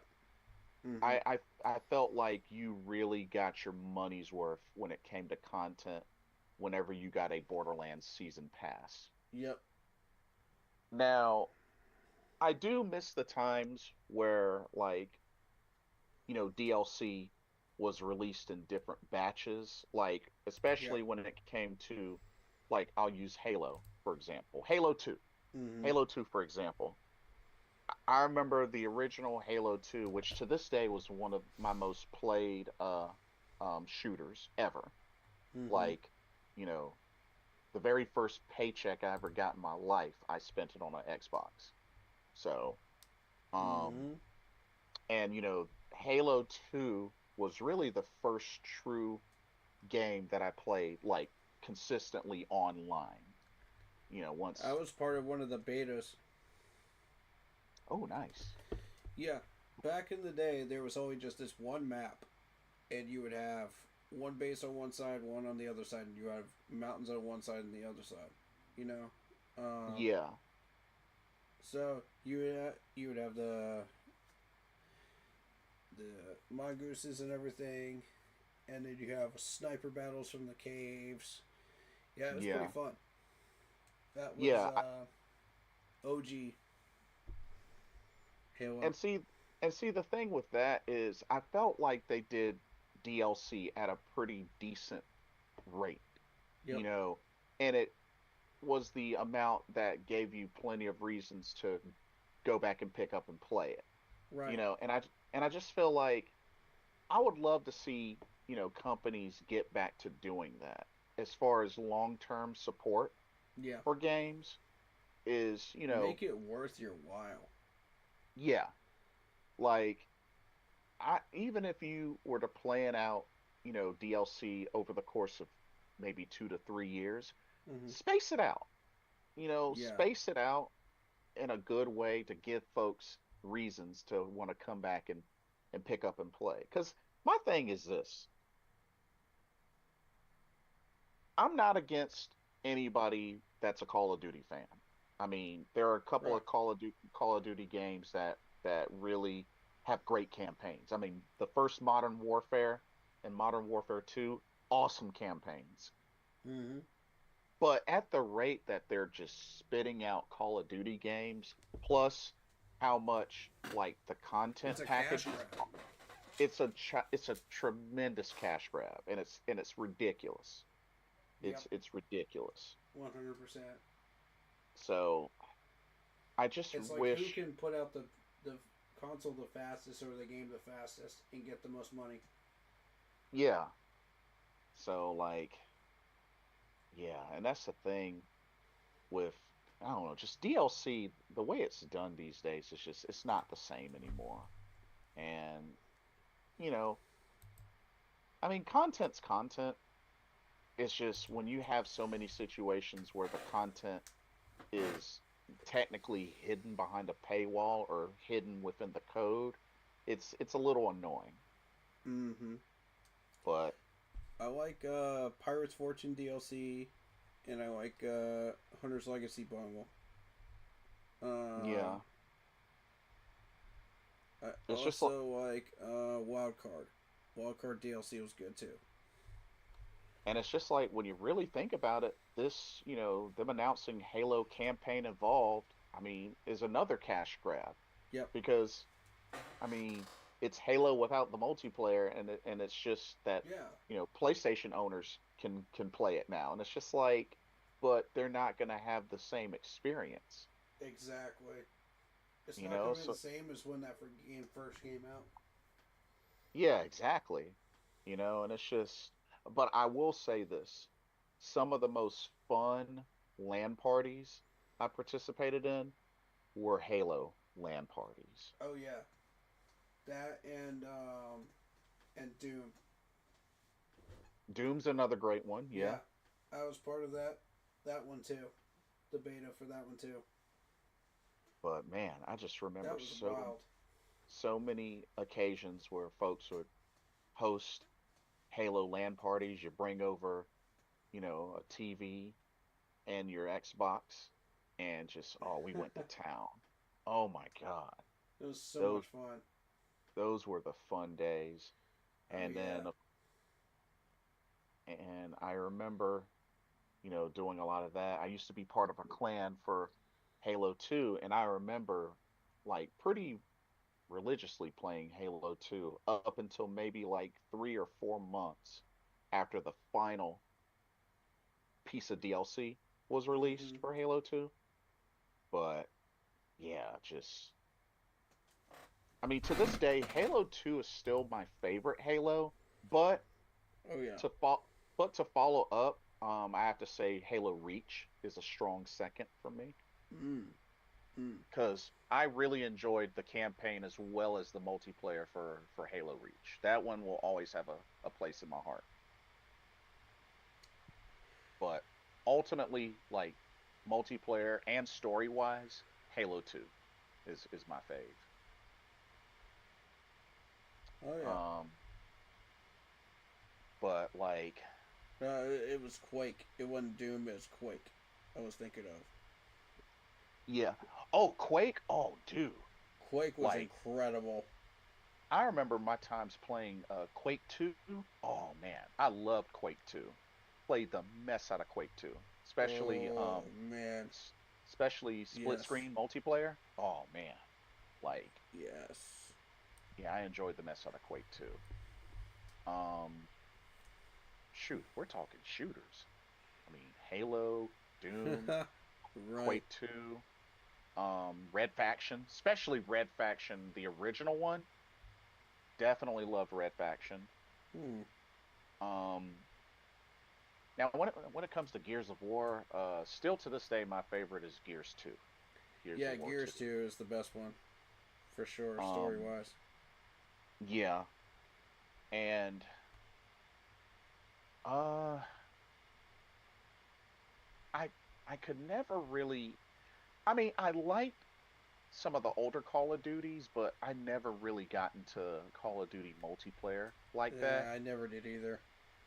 because when it came down to it, unless you were good at getting kill streaks, you really didn't You stand a really chance. weren't doing anything. Yeah. Yeah, but let's see. Battlefield. I enjoyed Battlefield 3. Mm-hmm. Which if you ask me, any Battlefield game is can be a lot of fun when you play them with friends. Mm-hmm. Um, but yeah, when it came to shooters, I mean, I'd have to say just you know, I mean, Halo, Gears, and Quake 2. Like I have Mm-hmm. to say were like my top three. Um, did was not that much into GoldenEye only because I didn't own an N64, so I can't say that I really played a lot of Oh, that was the GoldenEye. first game I ever played. Was GoldenEye on my friend's N64 in his apartment. Yeah, see, I had to go to my friend's house to play six N64. So, yeah. And then I know a lot of people like Turok. Did play a little bit of Turok, Mm. but um played a little bit of Perfect Dark, but more so when they re-released it on Xbox. That was when Yes. I got my fill of that. But Perfect Dark was incredible. I think when it comes to shooters on N64, I think a lot of people vouch for GoldenEye being like Oh yeah, the the best. Golden Gun game, man. Yeah, That was that was the source of ending a lot of people's friendships too. true, true. But I mean that game, I just wish I had the chance to play a lot more of that, but because I didn't have an N64, I had to rely on, others. But and see the thing with N64, Oh my great game, God, what a throw, Jordan Love.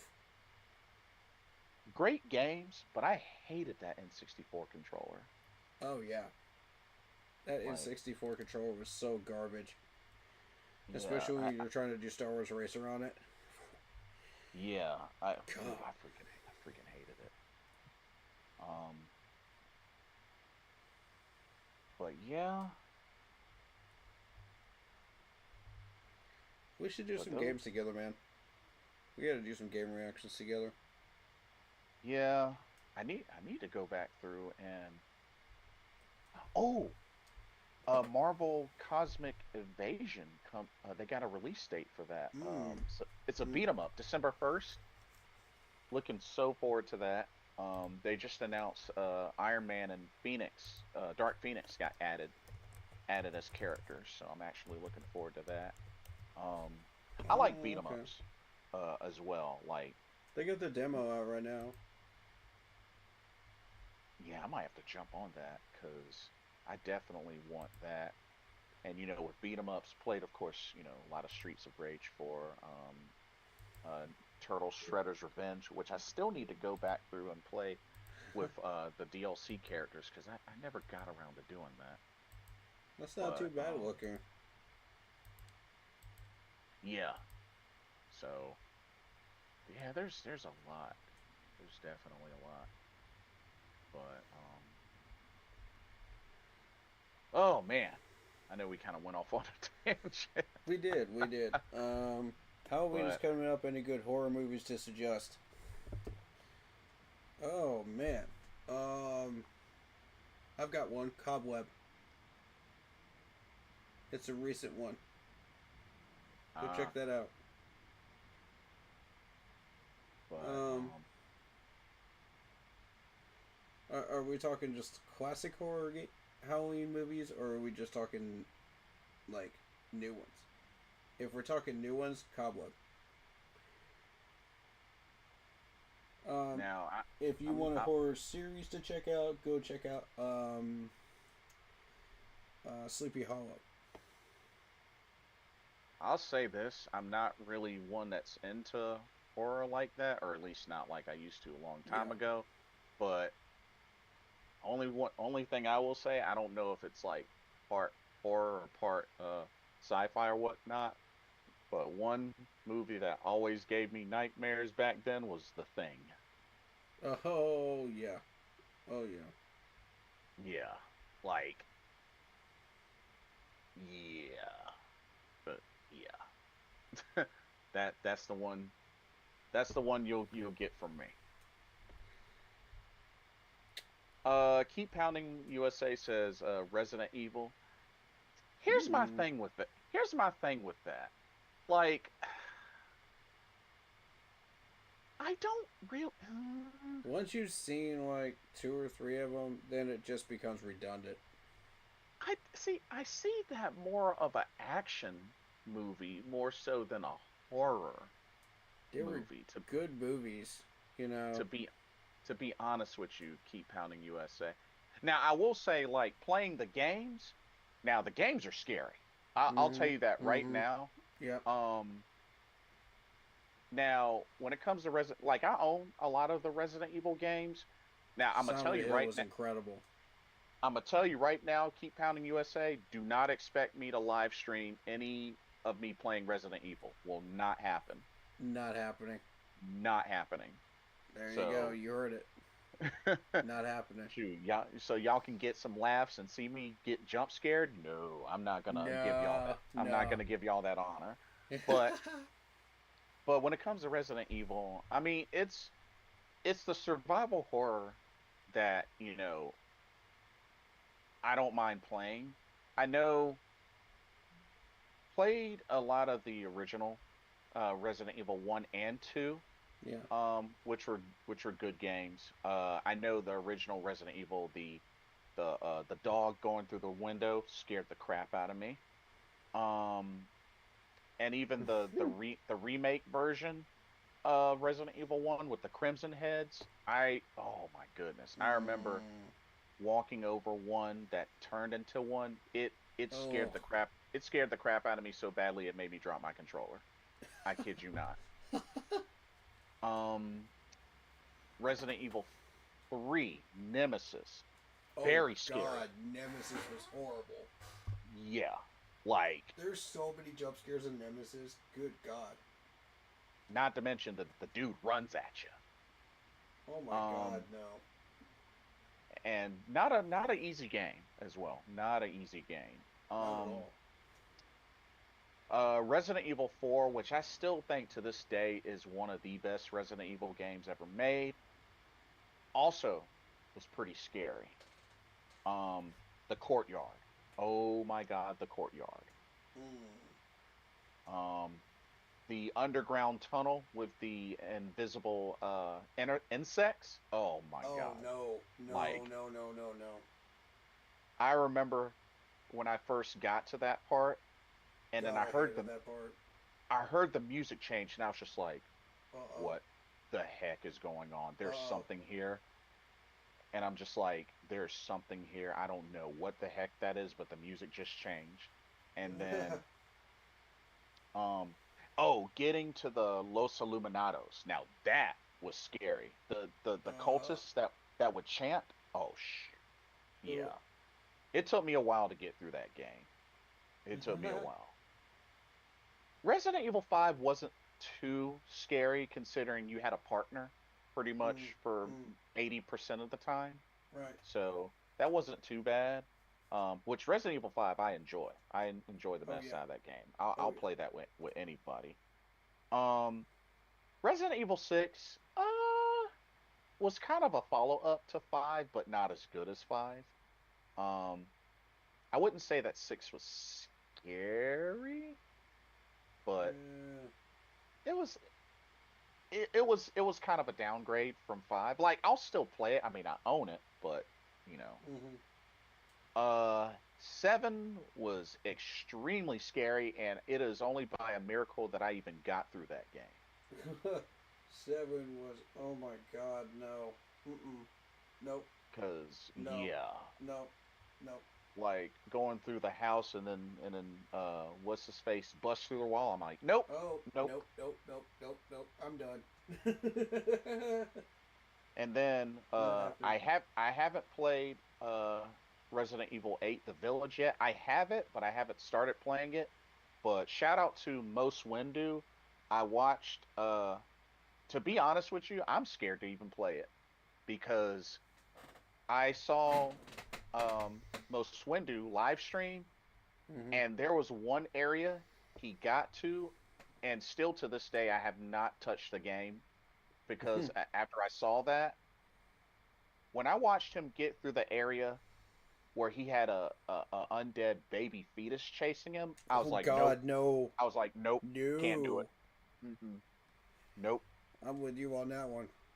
Mm-mm. Because it was like laughing and saying "Daddy." I was like, oh no no Oh no no. nope mm-mm, nope. I don't mess with that either, buddy. Like I saw that, I was just like, honestly, if I don't ever play that game, I'm cool. I know it's like Blitz, but you own it. Yeah, I know I do, I know. but I'm just letting you know. Don't be surprised if I never ever play that game. Because after because after seeing that, I'm just like, no Yeah, that's no. Like, because you had to get away from it and get to the elevator to get out of there, but the thing is you couldn't harm it, and if you got grabbed, it was instant game over. mm, mm. So when I watched him go through that, I was just like, yeah, and you want me to live stream me playing through this? No, No, not you happening. you can forget that. Same here. I don't care if y'all give me a five Uh oh. Uh thousand oh. ten. We got a fight going on in the Green Bay game right now. Uh-oh. Shoot. I was like, I don't care if y'all give me like $10,000 super chats. I won't do it. I won't do it. Well, I'm with maybe you. I would. Well, maybe, 10. How many super chats? Bro, have you seen the Fred Bear that runs like at 100 miles an hour at Five Nights at Freddy's? Oh, jeez. Ooh. Yeah, somebody did like a modded one where he runs like a freight train at you. It's like clonk clonk clonk clonk clonk clonk clonk clonk. You know, you can hear him down the hallway, and then all of a sudden, Uh-huh.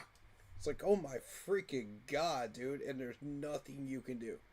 Like he follows you Yeah. everywhere you try to hide in the map. Yeah, bump It's that. like, no, thank you. If y'all want me And to play that, y'all can't pay me enough to play that. and Sorry. then it's like on the harder difficulties, they take more damage and they run at you. It's like, nope. Nope. God, just the footsteps by themselves are intimidating and scare the crap out of you. It's like, God, no. It's like whoever made that is an absolute villain. Like I remember Resident Evil 2, my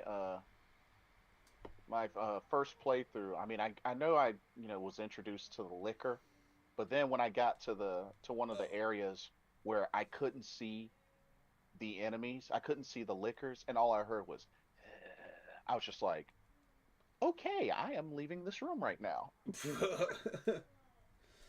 Oh, that reminds me so much of Condemned. The second I one where mean, you become an alcoholic as a character, and it's just like, bruh, no. Because and I'm a, oh yeah, I'm gonna tell you like two really freaky things.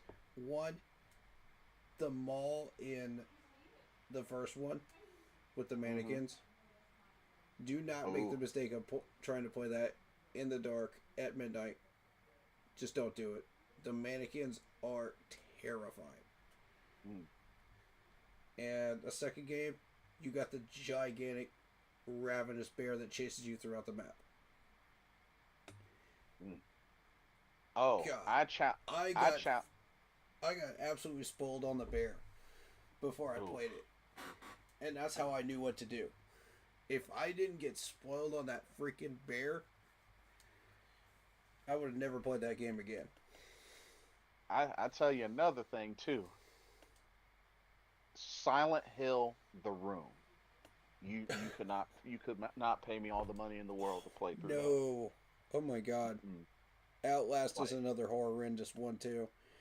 I just tried like to do a stream of Outlast, and what was annoying is the dude will just like camp right outside the lockers on the first part when you're trying to turn off the yeah, pumps. Like you'll sit there for freaking 10 minutes, and this dude will just camp outside the lockers around the corner. You'll never yeah, even know he's there. But the only way you know is if he's just like stepping on water, and you come out of the locker, you're thinking, okay, he's not there anymore. 5 seconds later, boom, gets you. I'm like, you got to be kidding me. Like, I went through like 4 or 5 times of that, and I said, enough is enough. We got to find another horror game. yeah. This is not it. Because Oh, there's a and difference between a horror game, scaring the crap out of me, which is fine, and this dude just camping that spot like it's freaking Halo. yeah, and then but yeah, Silent Hill, The Room. I remember there was this one enemy. It had two mannequin heads and it had two big hands that were feet. Oh no, Yeah, like no, they be no. coming up with some weird stuff for monsters. It was just like like mannequins coming at you, babies with knives. I'm just like, what the heck? I wonder how many drugs these people were taking before they made these games. Sometimes I really do. Too many. And then um, Clock Tower, old PS1 game where you had to Oh, escape from Scissor Man. oh yeah. Like just no, like. But yeah, these newer Resident Evil games, man, just yeah, like Yeah, no. these are just not it. I'm with you on I that. like I Oof. even I have my limit.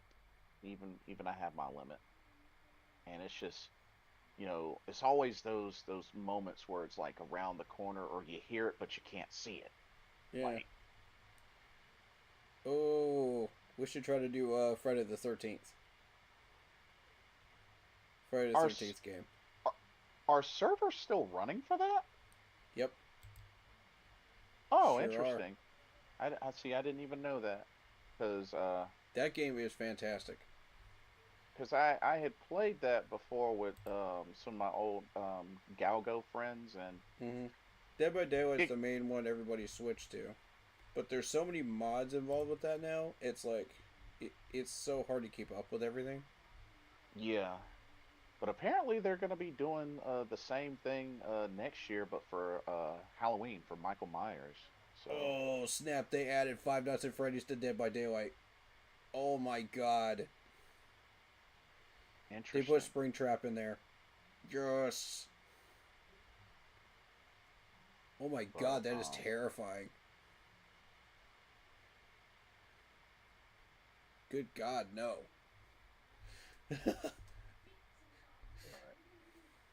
ugh, Yeah, we gotta do some games sometime, man. We gotta do some stuff together. yeah, yeah, for reals. Yeah, But we'll I think figure it I'm out. tapped. I think I'm tapped out. I'm actually about to go eat, and I got to catch up on a couple of pro wrestling shows. But uh, go ahead and plug in your socials while you're at it. Alright, so hit that like button, hit that sub button, hit that bell, select all, leave a comment down below if you feel like doing so. Don't forget to check out the Facebook group page. Keep pounding in all caps for in-game posts, polls, opinions, and reactions to NFL news, such as scheduling for the channel. And for the Yahoo Sports app, Keep Pounding Fantasy Football League. If you want to get your hands on an intro like the one you see on my screen, on my channel, go check out Lindara Ty on Instagram using her last name first, Ty, T-A-I, Lindara, Lindara, for videos, panels, etc. to upgrade your streaming experience. As a streamer, make sure you check out Monster Grub and Sub out in Spartanburg, South Carolina to get yourself a tasty game day sub. Shout out to all the different streamers out there that do what we do. C3, Monk 2020, PNP, Pat Coltrane. Go give them some love. Carolina Bleeding Blue podcast, and of course my man Blitzball Champ here. That's under our umbrella of streamers. Give them some love. Tell them you came from me.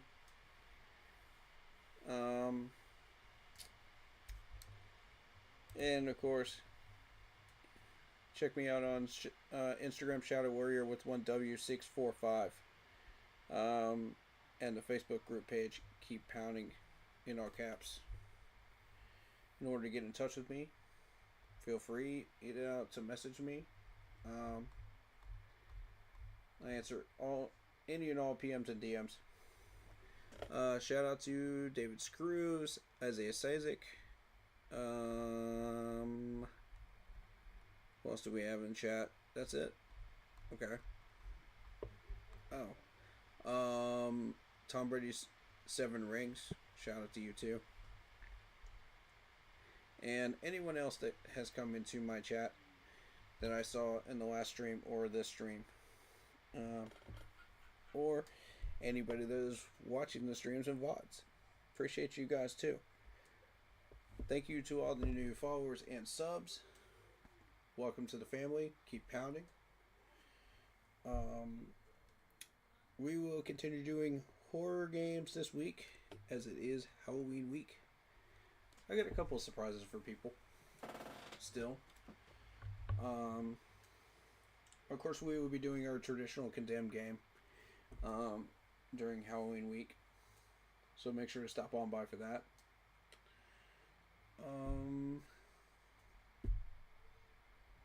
I guess that should do it. Be sure to be looking out for the preview stream coming up this week for the next one against Green Bay. Yeah, I may or may. My schedule's going to be kind of hectic, so I'll keep you posted. But Okay. this week might be a little difficult. Okay. But I'll keep you posted. All right. If we have to rock on without you, we'll do that too. Either way. Yeah. But, So, but yeah, thank y'all so much for coming through. Like stay I happy, said, healthy, and well too. indeed, rough loss, but we're back at 500. So, you Mm-hmm. know, not completely out of it. Just have to bounce back. Oh, prayer requests and good vibe requests are welcome for streams when we are not actively reacting to the game, Yes. please do. Absolutely. But, That's it. let's cheer this team on to, figure some things out and then bounce back, hopefully against Green Bay. Get back on the winning side. But Indeed. thank y'all so much for watching. Hope y'all enjoyed tonight's live stream. And we hope to see everybody again soon. For myself, Blitzball champ Jason Ingram, and Keep pounding. we will see y'all on the next live stream and or video. God bless. Enjoy the week. We'll see y'all soon. Good night, everybody. Peace. Buddha.